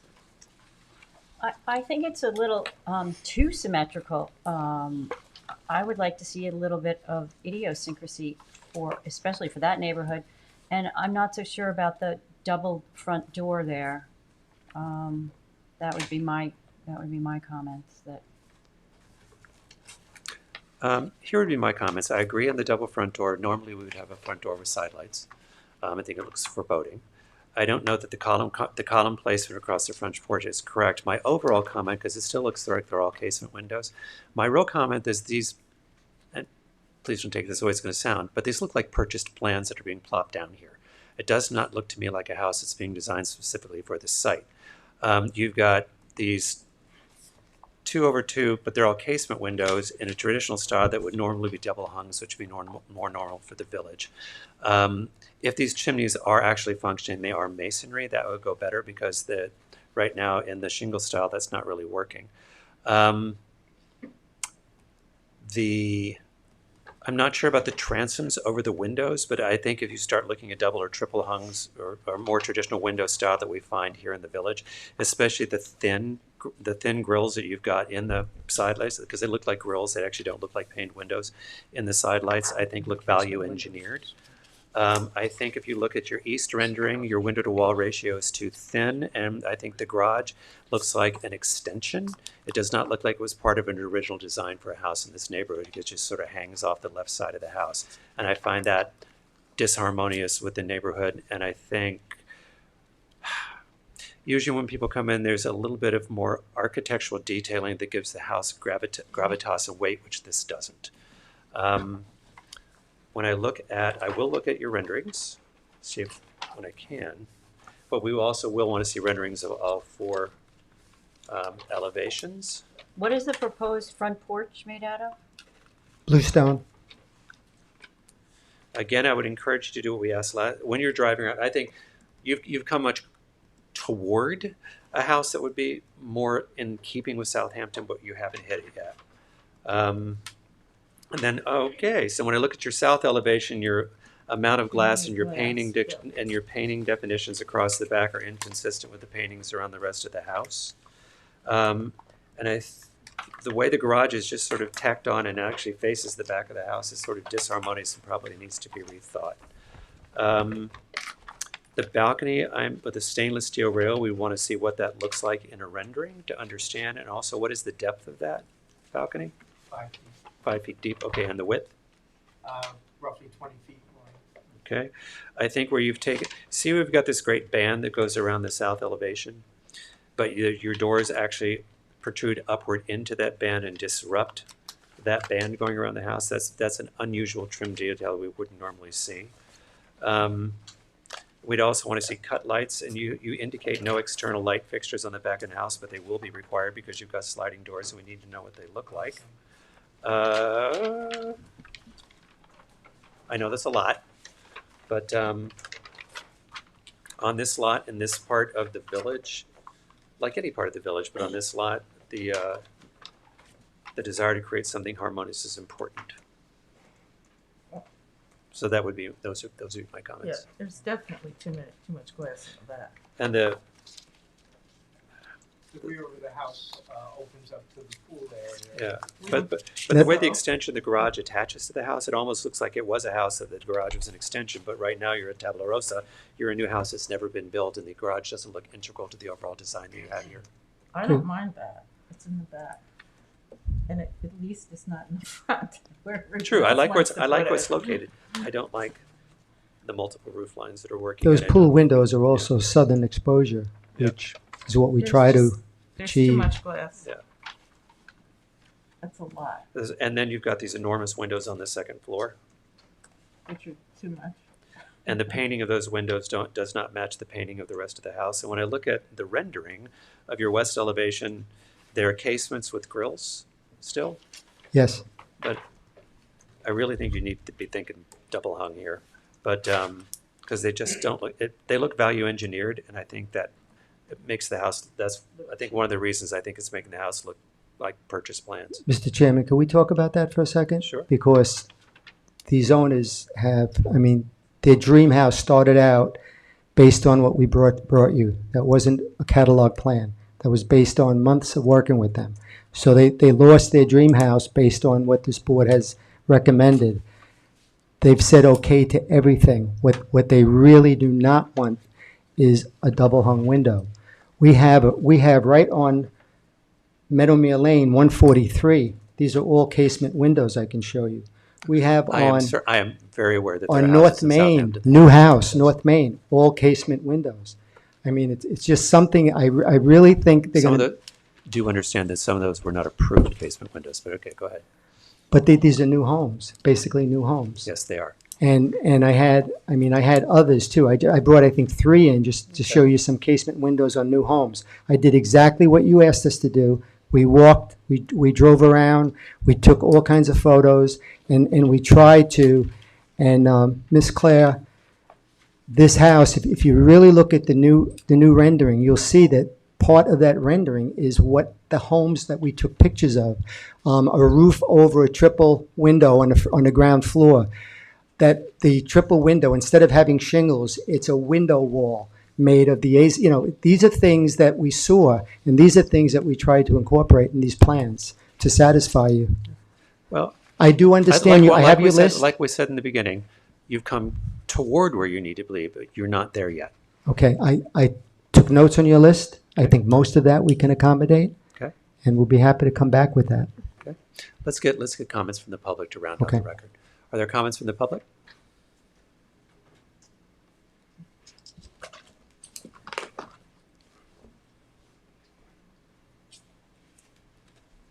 Good evening, Mr. Chairman and members of the board. My name is Martha Reichert, Toomey Latham Shea, Kelly Dubin and Cordero, 33 West 2nd Street, Riverhead, New York. I represent 5 different neighbors. That is 31 Meadowmere Place, 44 Meadowmere Place, 45 Meadowmere Place, 63 Meadowmere Place, and 70 Meadowmere Place. We've worked and been in communication with the applicant's agent, and as we've reviewed the revised plans, and my collective clients have no issues with the revised architectural plans. Our concerns are largely on the streetscape of Meadowmere Place, which is a private road. And we think that the Aries plan goes a long way, but since it looks like the applicant will be before the board again, we would ask that the landscape plan be revised to contain a notation regarding the plants that will be removed. And then also the one thing that we didn't get to address was the driveway opening onto Meadowmere Place appears to be wider than the ones on Meadowmere Lane. It seems to be wider than the standard 15. And so again, our overarching concern is really to create more unity on the streetscape of Meadowmere Place. And one of the things that's really created a just disjointed and disharmonious streetscape is the fact that everyone's perimeter landscaping. There are a couple outliers that really greatly encroach beyond the street line. And so if you go down Meadowmere Place and you really look at it, you start to see this very uneven line of hedges and fences and different things. And because this board is the first stop for anyone planning new construction, it's really, this is the opportunity to have also that perimeter landscaping come into uniformity, create that same harmonious look that you would see on Meadowmere Lane. And so that's what we really appreciate this board looking into, because I believe that also fits in with the purview of this board to maintain a harmonious look in the village. Are you happy with the work that they've agreed to do for you? That's what we want to know. Yes, we're happy with it, and if there's an opportunity to revise the landscape plans, because it looks like they'll be submitting new plans, we would just like that notation on the plans. What would be the revision if you're happy with it? Just to say that the existing, this is our one thing that we asked, that the existing encroaching hedges be removed as part of the demolition plan. And then we would also hope that the new perimeter landscaping could be installed as early as possible in the construction. That's not what he said. That's not what he said. Are you asking? Let me see if I can. Sure.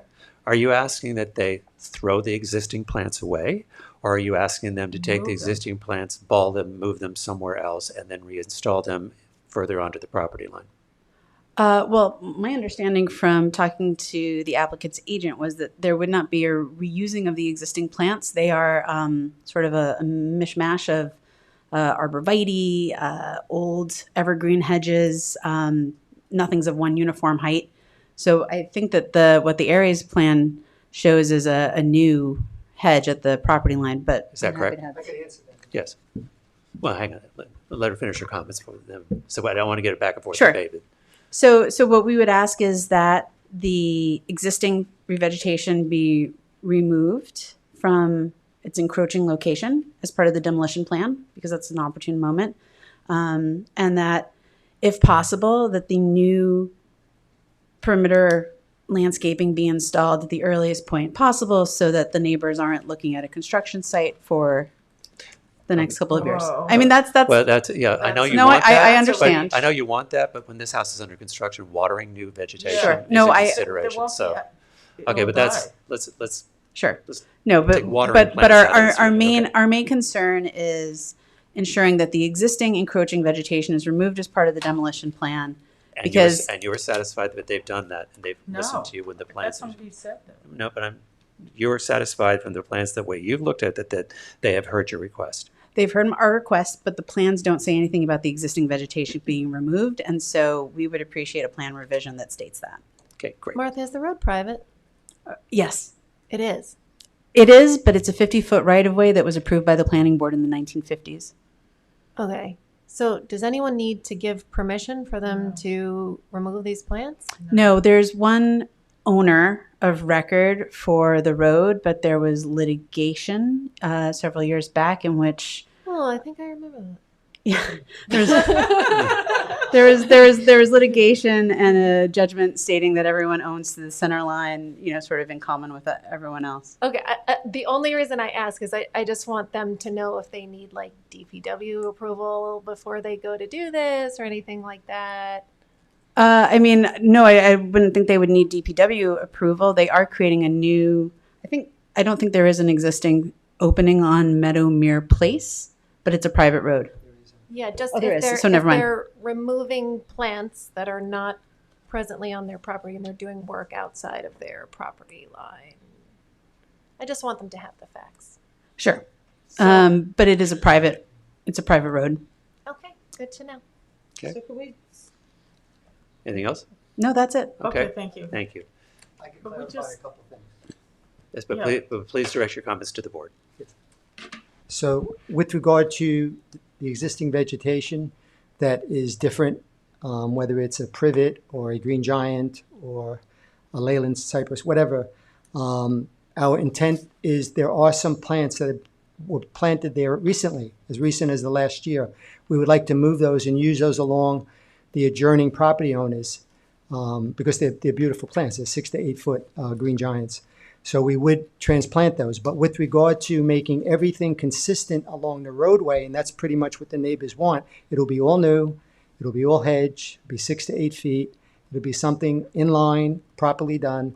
And even though it doesn't affect the board, I will work to do that. I can do that during or right after demolition while we're under construction. I've done it before. So we know how to do that. We can properly irrigate it, and we can totally satisfy the neighbors, and I'm willing to do that. Okay. Okay. Okay. So Oh, you're gonna. one other Is this one on other thing. Meadowmere Place or on Meadowmere? It's both. Meadowmere It's Lane, both or on Meadowmere Lane and Meadowmere Place. There's one other thing with regard to the driveway, which you're right. We didn't talk about that. The driveway width shown on the plan is oversized. We will conform to the regulations, which I believe is either 17 or 18 feet on the openings at the roadway, and that's DPW. We'll be checking with your DPW on that. Okay. That you would that would actually go to the building department too. Yeah. Okay. All right. Okay with that. Any other public comment? The ARS plan is calling for privet on the two sides. Just curious because we weren't really able to see the landscape plan. Well, he shows a hedge, which could be privet or green giants, trimmed. Personally, I like privet. I think it's more of the village, but you tell me what you want. That's what we'll do. We're not going to tell you. Okay. Privet preferably. No, We're I not supposed to tell them. I'm not telling no, but them, I'm just making up. off the record, and I agree. So we'll lean towards the privet.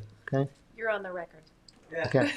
All right. So you've heard all the comments. Yes. What do you think you can make all those changes? Be back here by July 22nd. Yes, I think the only question is the casement windows. Okay. We might have to you might have to give us something. Well, everything else you talked about, I think we can. I'm not going to guarantee anything. Well, I don't actually have to give I could ask. But we actually don't have to give anything. But what I'm going to ask is take all the comments to heart. Yes. Understand the comment when we say the house looks value engineered. Mhm. When you look at what detailing needs to be addressed Okay. to give the house more gravitas, that is more Yeah. that is more considerate, normal in the houses that you've seen this area of the village. Okay. Okay. Yes. Motion to accept the applicant's request for an adjournment to July 22nd for 126 Meadowmere. Is there a second? Second. All in favor? Aye. Thank you very much. Thank you. Thank you. Okay. So that brings us up to new matters. The first one is 195 Downs Path, alteration of existing two-story single-family dwelling. Do you have the affidavits and are they in order? Yes.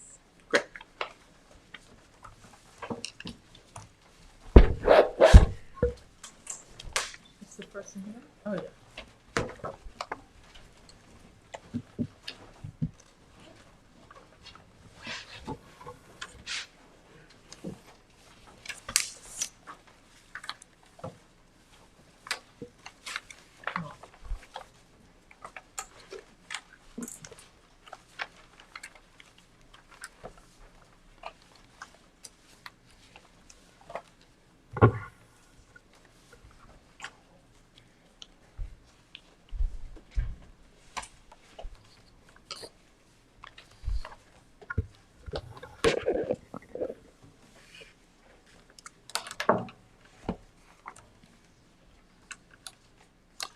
If you'll introduce yourself, please. Sure.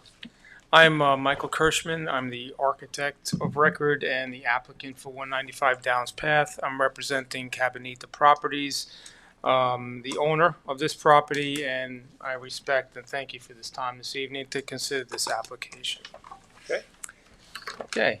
So I will start off by just starting with the site plan, the overall scheme, what we're trying to do here, and talk through it. So the existing property, as noted here, I don't know if we, okay. Oh, there we go. Existing property here, if you could tell, it's on Downs Path. It's approximately, the property itself, the house itself, is approximately 150 feet back from the street, so it's pretty deep into the property. It's in a heavily lush, well-planted area. The home was built in the late 1980s. It's a very, lush landscaped area, very mature trees, not too visible from the street. I can just show a very, brief photo here. You can see it's pretty lush on that front property line.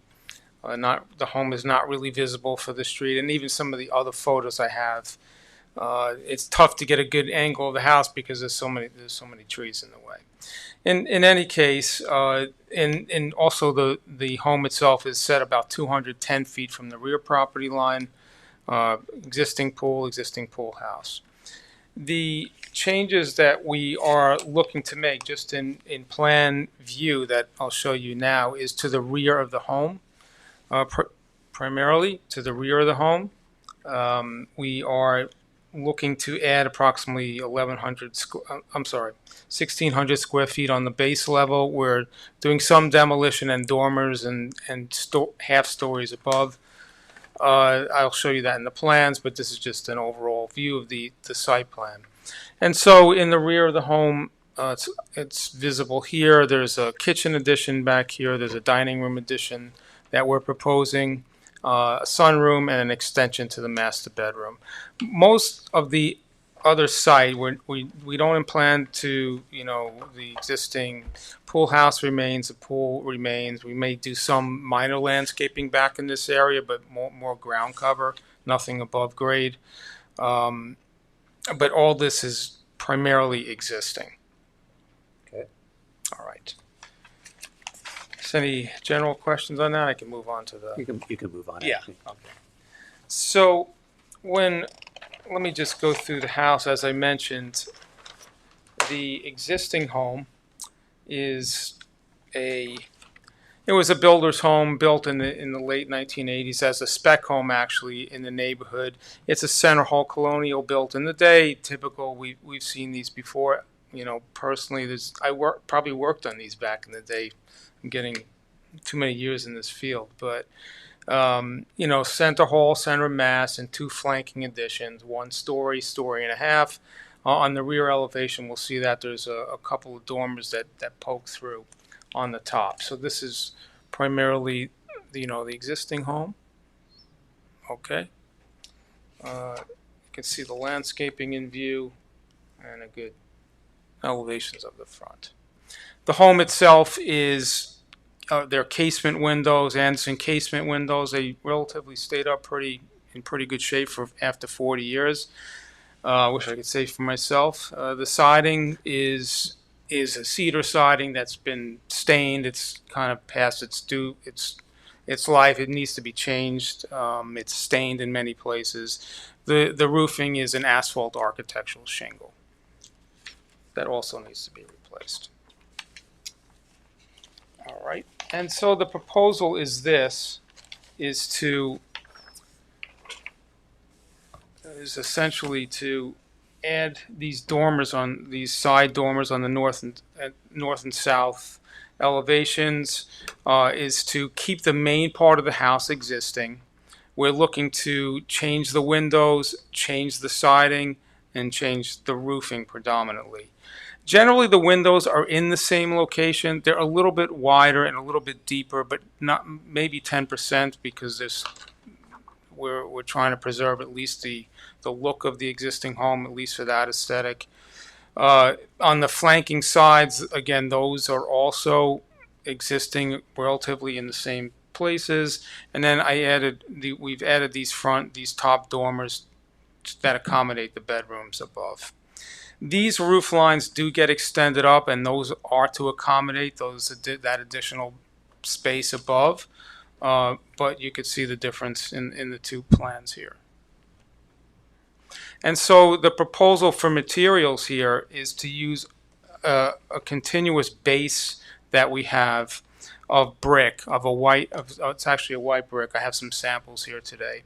And up in the dormers, any place there's a dormer up in these gabled framed roofs, the intention is to use a cedar, a painted cedar, to complement the brick. So the body of the house is being changed to brick? The base level, yes. Yeah, the base level here. It's sort of shown here, but the rendering did not come out too good. I apologize for that. So yeah, the base level that's shown here and wrapping around the house is a white brick. I have a sample, but all the upper stories are intended to be a pre-finished cedar. The roof, we are proposing a simulated slate, the Da Vinci slate. I have a sample of that also. It's a variegated color. It's not one color. It's used to complement the brick more so than anything, and that's at least the plan going forward. Okay. So, I'll take us elevation by elevation. Sure. So you start with your east elevation. So your brick goes up at what was the center hall colonial wall. Yes. Goes up to the eave level above the second story.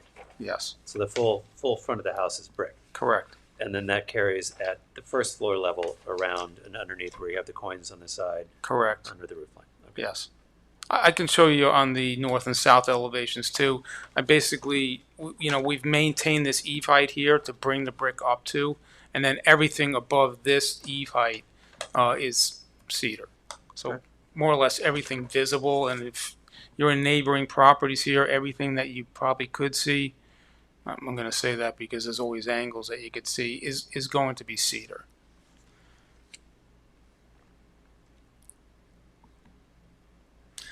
Just as a side note, we've also changed the windows from casement windows to double hung, just to add to a more village aesthetic. Should I move on? Yep. Okay. Go to the west elevation. All right. So on the west elevation, which is the rear elevation, we have sort of on the existing elevation, we sort of have an eclectic placement of different, there's a Greek theater there, and there's a couple little fenestrations that pop in and out. It's somewhat eclectic. There's this one dormer on the north side of the home that is creates a dormer for a bedroom that's up there, and so the idea again, if you see back in here, is to keep that brick level at that brick at this bottom level. We've introduced new fenestration to accommodate the spaces that go behind it. This is the kitchen area, this is the dining room and sunroom area, and this is off the master bedroom. These would also be the Anderson A series windows and doors that we're proposing there. This lower hang addition, which I had shown before in plan, this is a one-story addition. So it does not go up beyond where the existing home is. I guess as you could see it here, it's sort of at that same line where this little overhang is in this photo. We've taken it up to that point. So this is in essence, it is a one-story addition back here. All right. So, there are some elements that were interesting there. We were able to sort of reuse this dormer shape, not changing the shape of the home drastically, but and we introduced it up into these dormers here that that will be placed in the new bedrooms. This is all for to keep that back elevation relatively low, so to speak, and not so, not to decrease, say, the elevation or at least the siding part of it. So this would all be roof, and these are dormers that are placed on those additions. This, again, the main portion of the house really does not change. This volume, this geometry, the structure in here does not change. We are introducing these small balconies. They're really just for a table and a chair for the occupants of these bedrooms. And that's pretty much it for the back. Any questions? How does that little peplum roof attach to the roof line? Because you see where it seems to go straight at your nickel metal roof.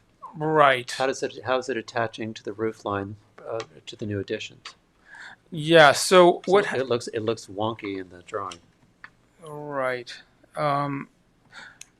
I had to check that on this. The point is on this, the way that these are set back, that this roof pitch is relatively low on this side because it has. The geometry is not exactly the same because in plan this geometry actually pulls out further, but the dormers are inset at the same location. So just so we did it for more consistency, is we changed the skirt at this side so it just matches this one because this does go to a lower slope, and it's sort of it. I have a roof plan that kind of shows a little bit better, but. And what is the brick detailing over the top of these doors? Is that just a vertical course of brick that goes over the top? Yes. Okay. It's the same brick shape. It's just turned on edge. Okay. Next elevation, please. Okay. And then we have sort of the main elevation for at least the side. It's more of a service entrance. The north elevation. So you could see that, the existing was a lot of cedar, a lot of kind of eclectic shapes placed together. Again, what we did was for consistency, take that brick level up to the lower course here of that overhang, and above that is the cedar that I had mentioned. So it's a roof skirt here of that roofing material. It's the cedar. This is also cedar. It just set forward from that wall elevation to create a little bit of shadow on that part. The dormers on the side replicate the dormers that were there before, and you could see the differences between the two. Again, carrying the double hung windows on the sides as well. Can you tell me the drop down of the ridge height from the center to the addition? Does it drop about 2 feet? This distance? Yeah. It's approximately 2 feet. Yeah. The idea is to keep these less than the existing main house, but we do have, the space to cover here in the floor plan. So that geometry got a little tricky, but the idea was to at least from the east and west elevations to create a similarity. And then finally on the south elevation, matching the other side, at least in geometry, with these dormers, you could see that brick being carried over, and these are just window placements for the spaces that are behind it. The idea is not to, there is nothing here now, and those spaces really don't need windows. They don't want to add windows where they don't need them in this case, and that's the proposal there. But it's symmetrical with the other side. And so Mark, this is what I was mentioning before, this addition that goes out to the back, right? That is that low slope roof on the one side, so it is going to create that metal roof over here. So we were trying to match it and replicate it on that north elevation that you were looking at before. Okay. Some of those details have to be still worked out a little.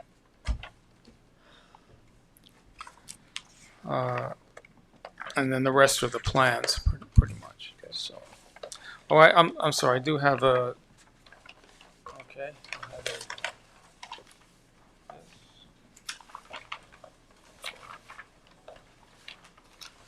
I had a rear rendering, and no, that's not it. Oh, this was it. So this is the general idea of the east and west renderings, and the rest is for your consideration. We're looking for feedback, obviously, and we want to work with the board and the village. So to the left, that's the back, Yes. and it, okay. Yeah. Board members, go. Well, frankly, since when did you see a brick house? I know of one in Southampton. Well, there is Just one actually asking. across the street. If you want, it's a there is? yeah. Downspath is, and I know. I know you know Downspath. It's sort of built I in. think this house I was once here to look at once before. This one? Really? I Oh. don't know why. There is actually a brick house across the street. I think the style of it is a little out there. It looks like a Roman palazzo. Yeah, There's well, that one on the You corner. have to ignore that across the street, but I think it makes it bulky. Yeah. And it's already bulky. I went over there with Mark today. Okay. And I feel like on the front elevation, it just seems like the two additions on either side seem to be, they're not low enough to, it just makes a long part, like I think that's a kind elevation on the right, but it just seemed like too long, like to me, and monotonous, also the windows. Mm-hmm. That. Would it? Yeah. I'm not telling you what to do, but that's what I find I'm uncomfortable with.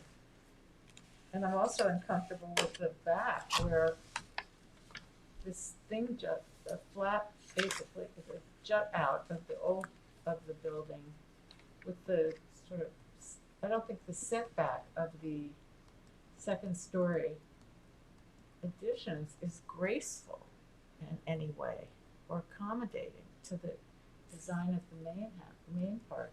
I don't know. I'm uneasy about it. Do you have a photograph of the exhibit? It's Pull in up a here, photo we have it. of the rear back? of the rear, the existing Yeah. rear. We went to the front. We did not go to the back. Oh, here it is. Here. See, I think that doesn't look bad. Well, the placement of that open porch there is the approximate distance to the new addition. Yeah, but it's a flat. It comes out flat, right? Or sort of flat, not quite flat, right? Yes, it's a low pitch. Yeah. I'm uncomfortable. I'm uncomfortable with how that looks. Okay. Nina?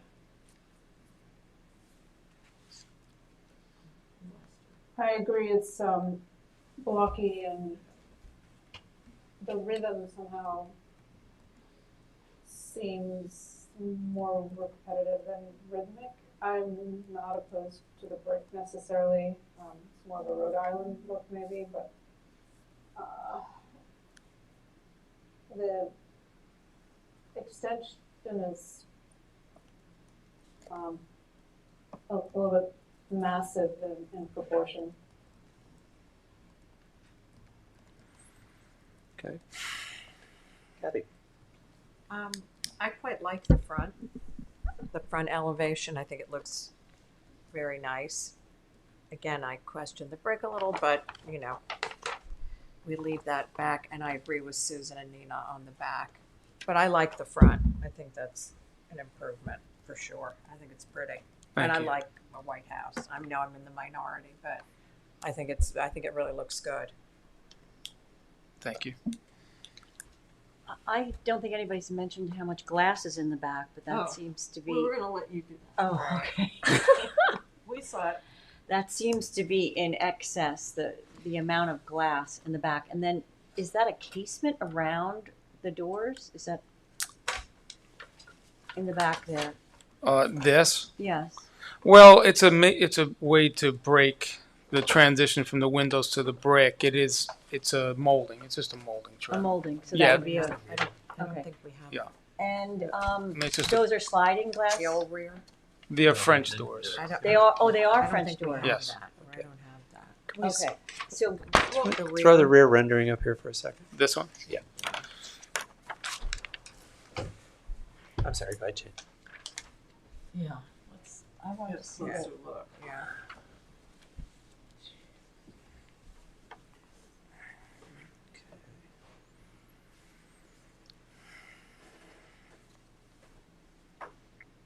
All right. Here we Okay, anything else? No. Okay. Here's so where I come out. I'll be honest with you, I'm sort of ambivalent about the brick because I actually, the two types of materials I think are kind of interesting. The front, what was before the little squatty extensions on the side have now been balanced up a little bit. I think you might be able to pull the roof line down just a little bit to give the center part of the house a little more prominence, but that's not a deal breaker for me. Your rendering from the front looks a little wonky, but I think it's a product of the rendering where the roof line attaches to the skirt that goes around on the second floor. Yes. Look, that looks like it's out of place. Okay. But I think that's actually just a comment of the rendering. What I don't see anywhere is exterior lighting locations, and type of fixtures.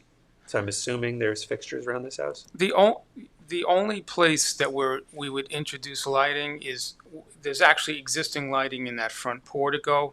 I mean, we have not delved into the lighting. If anything, it's just going to be path lighting for the landscaping. There's a homeowner is not big into making this house a billboard. So all right. Well, I think what you may have to talk to the building department about is where surface lights are required because of door openings. Right. And we'll need to know where they're going and what they look like.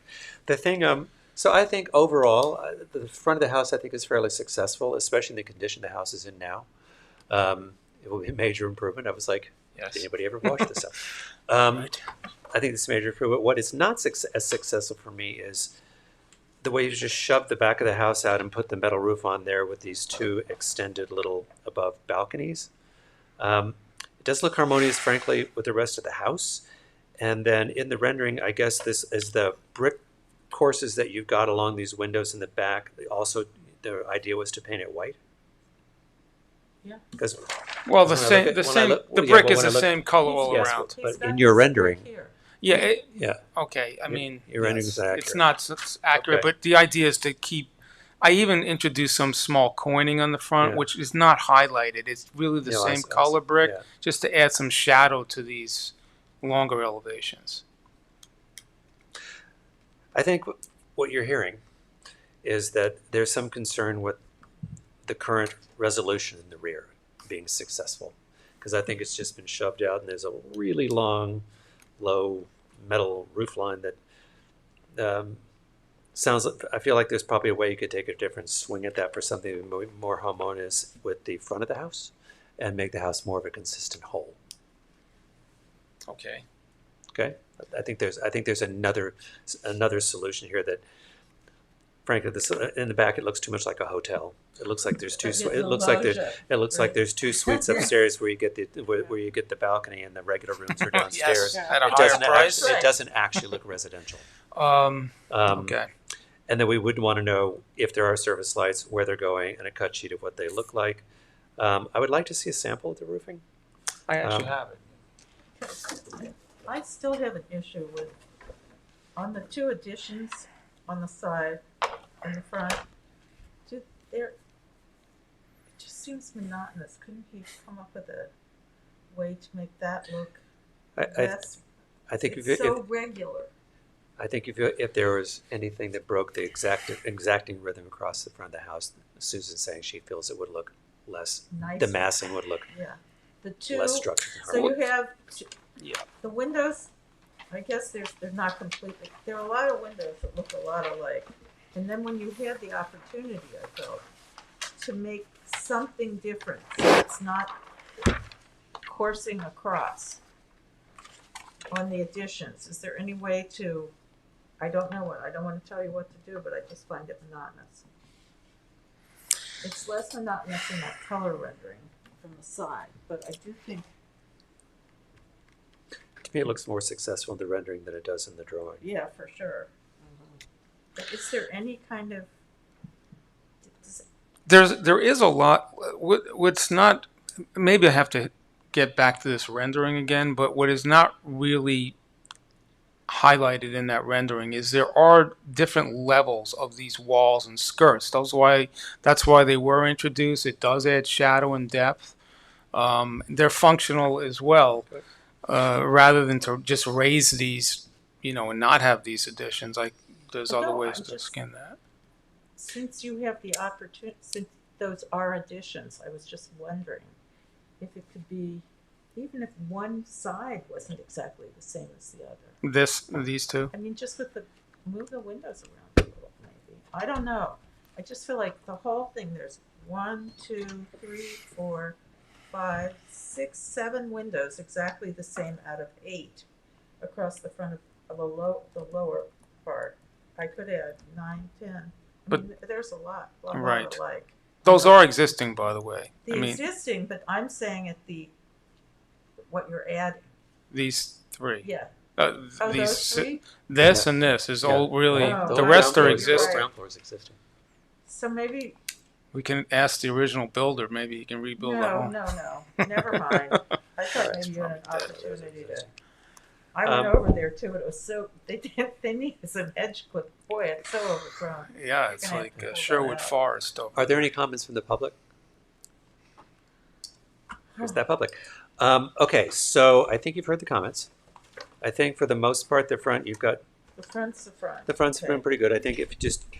I think it's a product of the rendering, but I think the roof lines where they're hitting outside and into the skirt look a little wonky because they look like they're outside the wall. Just take a look at that for me.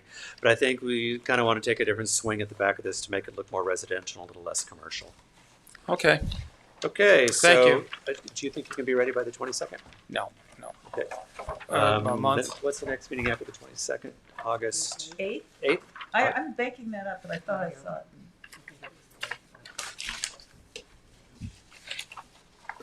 August 8th work for you? Yeah, that's fine. So, motion to accept the applicant's request for adjournment. Can I just? I'm sorry. What? No, Mark had asked to see the roofing. I don't know if let's see the roofing while you brought Wait, it. isn't it? 12th. It's August 12th. Oh, it's August 12th? Yeah, it's 12th. That's fine. So this was it, and this is actually one pallet, right? Because it is a variegated roof. So the pallets come in 4 different colors, and it looks pretty natural. And the idea with this is the weight, because I'm introducing this to the existing house, and I didn't want to, we didn't want to start recalculating rafters and things like that. Okay. I don't know that. I thought it was a kind of nice compliment with these 3 colors. I think the palette's actually nice. Yeah, that's pretty. All right, so August 12th. Gave you 4 more days. Okay. Yes. Okay, motion to accept the applicant's request for 195 Downs Path to August the 12th. Is there to adjourn until August the 12th? Is there a second? All in favor? Aye. Thank you. Thank you. Okay, next up is 67 Lee Avenue, construction of a 2-story addition and porch. Do you have affidavits, and are they in order? Yes.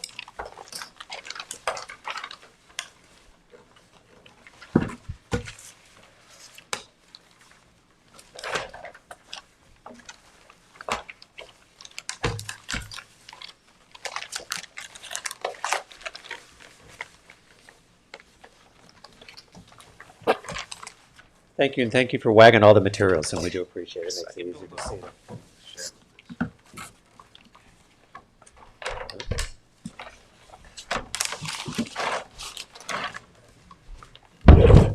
Oh, sorry.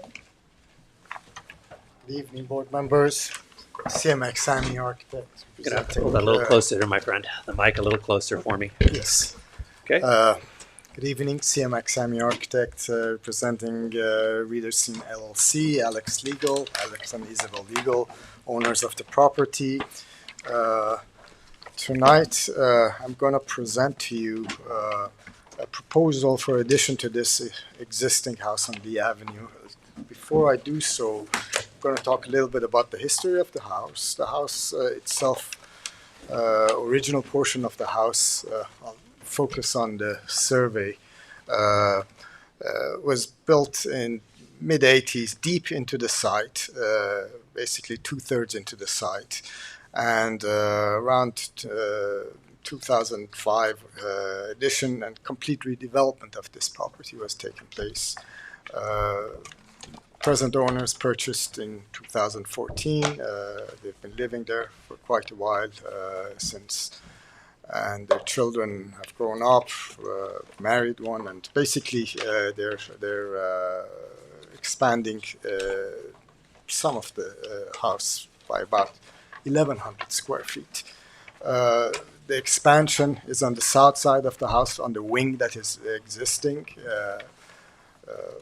The existing garage is being converted into a den, and a new garage being added on the same side, extension of it to the east, with a bedroom above it, and a porte-cochere also on the ground floor. I'll walk you through the plans. Basically, a two-car garage with a porte-cochere facing on the east side, and the new garage is a two-car garage, basically, and the existing garage is converted to a den.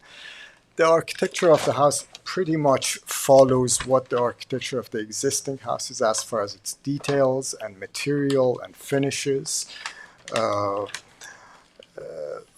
If anything, the house is a gambrel house.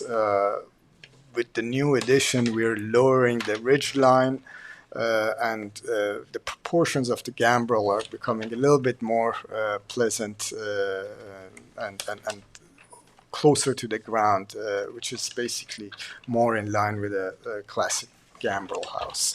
The porte-cochere introduces a series of columns sitting on top of a low brick wall, which again plays with the scale of the house and brings the house closer to the ground. In the process of doing this thing, by the way, this complies to the new zoning laws and the setbacks, 25 feet. And since the house was originally built on an angle to the building, to the lot, existing additions were jogging inwards, northwards. And this new addition also follows in that same pattern. And in doing so, basically, in order to give also a little bit more prominence to the entrance, the entry porch is expanded so that from the street you'll have more of a presence. And the owners also wanted to have a sit-down porch, appreciating their front yard since they don't have much of a backyard as far as a garden. And also the scale of it works better with the scale of the new addition. Mac, would you just flip that around so it's Oh, not sure. upside down? Sure. So what you see here at the top of the page is the existing front yard. Basically, it's facing east. And what you see below is the proposal. So it's stepping down. The ridgeline steps down as the new addition is introduced. And it's in line with what the original house also did. The front porch is expanded by a larger bay. Proportions are all golden section, and that's a portion of this. What you see also on the second floor above the porte-cochere is a bay window with a pseudo fall balcony. It's not a real balcony, it's just basically a railing to dress up. Same thing as the railing above the main entrance, which is not a balcony, it's not accessible, that's just mainly decorative. To finish up the porch and the bay window. Following page, the side view. This is again the new addition with the two-car garage and a gambrel cross gambrel roof, and the porte-cochere on the east side of it. and the view to the south, which again, all details and windows are pretty much replication of what's there so that there would be consistency between the existing and the proposed. And as I said, the new addition becoming a more prominent feature from the street and the front of the house approach plays with the gambrel's proportions and lowers the height of the house in that sense. If there's any questions, I can answer you. Board members.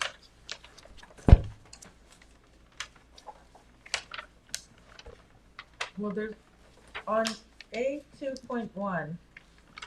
Do you mean on the lower? Isn't it the proposed north elevation, the lower rendering? It's the proposed north It elevation. says both of Oh, them. sorry. Yes, Yes. proposed is below. Yes, Okay, that's I it. That's figured that out yes. all by myself. I'm sorry for that. Yes, that's the proposed. Correct. Oh, no, is that Okay. It's really white, I gotta say, over there. All the There Yeah, is it's very super heavy, a lot of bright, heavy bright. trim. Yeah. But again, I as had- much as I'm not much for heavy trim, it Yeah, didn't it's make kinda sense cool. to reintroduce a new detail. Not it to would- mention the gates that are just like out there. Correct. But actually, I think it's stylish. So I don't have a lot of objections. I mean, you're working with what was there. Correct. Right. I mean, we get clues from what's there, but also in that process, whenever I could improve. And primarily, one of my main concerns with the existing house being a gambrel is that gambrel usually is a house that hugs the ground a Yeah. little bit more. And this was just too vertical of a house. And with the new addition, I brought that down in scale and better proportions, as I said. Nina? Can't wait to hear it. I think the proportions have been carefully considered and it's in keeping with the original, and I have no objections. I think it's well designed. Considering what you had to work with, it's Yeah. an improvement, yeah. Kathy? I agree. Okay. It was strikingly original, even in the 80s. I think you've rebalanced the house Yeah, nicely. it's nice. I know it's my thing, but the whole thing about the presence of front doors, I think you've actually given the presence at the entrance of the house more gravitas, and you've really celebrated it by the way you redesigned it. I think it's great. Are there any comments of the public? Wow. Motion to accept the application for 67 Lee Avenue based on drawings received June 7th, or stamped into the village on June 7, 2024. Is there a second? Second. All in favor? Aye. Nina, that was Well nice. Thank you. done. Okay, Thank great. you. Thank you. Okay. Thank you, my No, friend. I've got absolutely no key here. Okay, so next up is New Matters Driveway Gates, Historic 267 South Main Street Driveway Gates. Thank you for your patience. Of course. Hello, everyone. Oh, seen that before.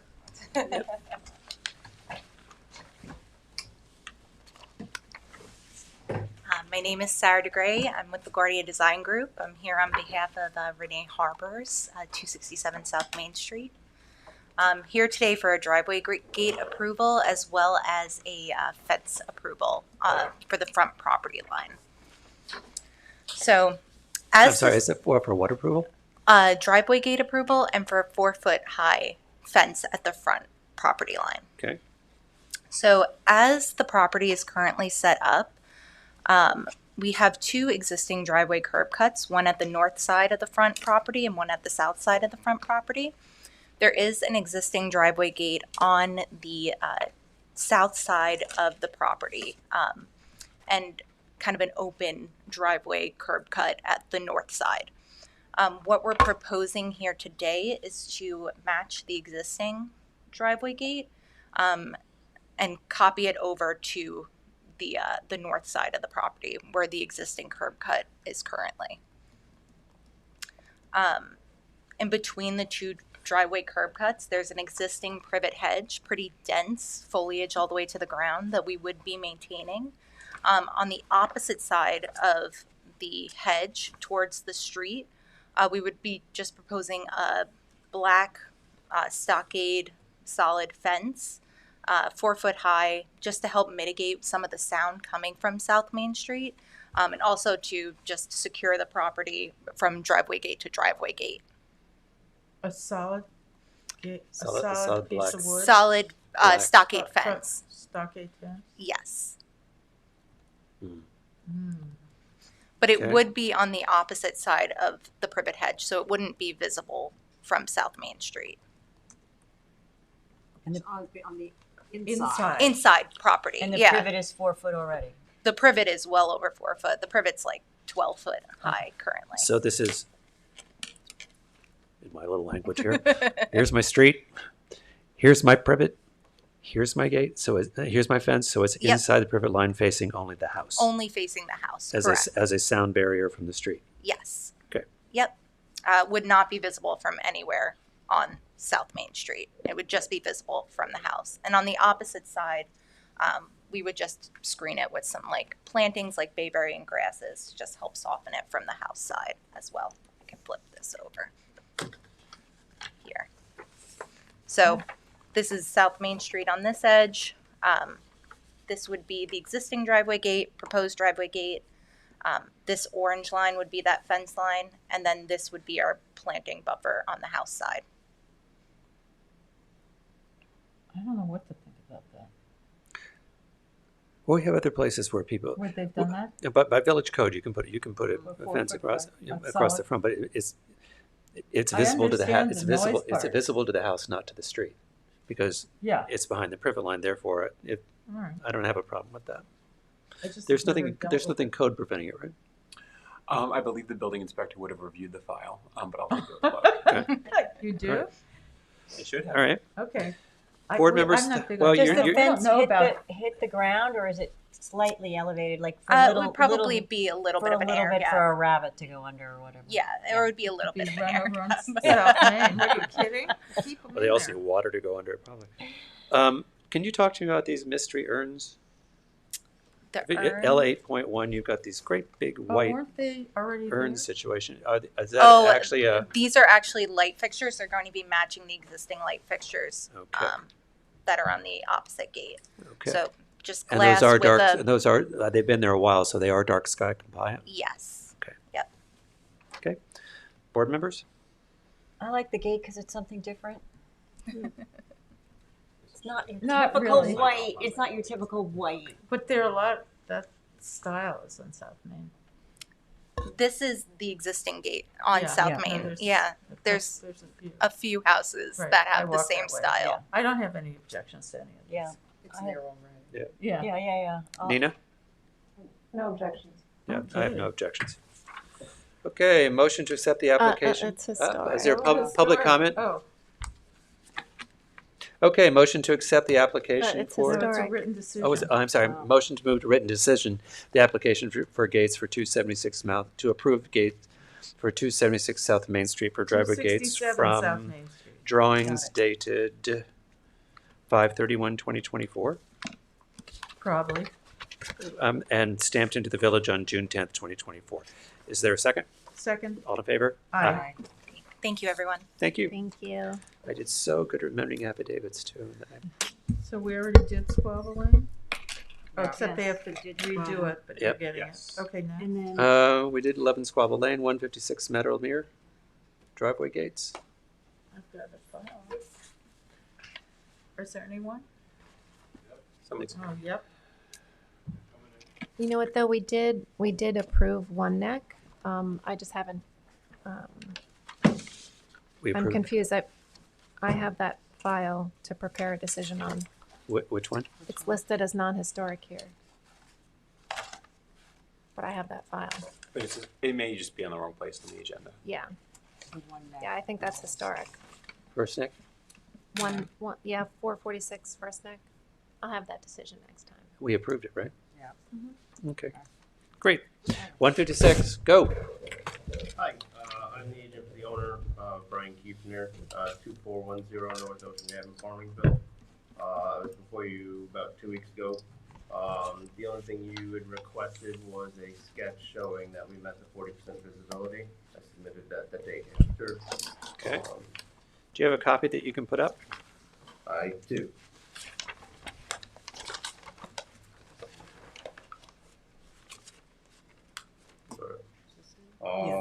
I just had to lower the panel by 1 inch, originally 1'9", and then if I lower it to 1'8", the visible area is.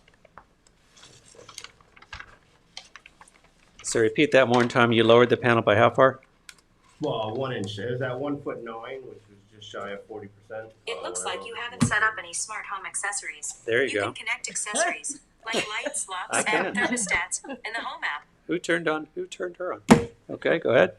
She's still going. That's serious, naughty. She's quiet. So you lowered the rail 1 inch. Yeah, the top of the panel, and it meets the 40% now. There's 75 square feet of gate area overall, and we have 30 square feet of visible area. Okay. See that there's I remember this. Board members? Looks good as right. Nina, you good? That was a yes? I'm good. Okay. Yes. Any comments from the public? Motion to accept the application for driveway gates at 156 Meadowmere as presented from drawings dated June 25th. June 25th. Do I have a second? Second. All in favor? Aye. Thank you. All right, thank you very much. Okay, we've already done First Neck Lane. Have we? Yep, Yeah. we did another meeting. Okay, so motion to, I think it's the last thing, yes. Motion to adjourn the July 8th meeting of the Southampton Board of Architecture Review and Historic Preservation. Is there a second? Second. All in favor? Aye.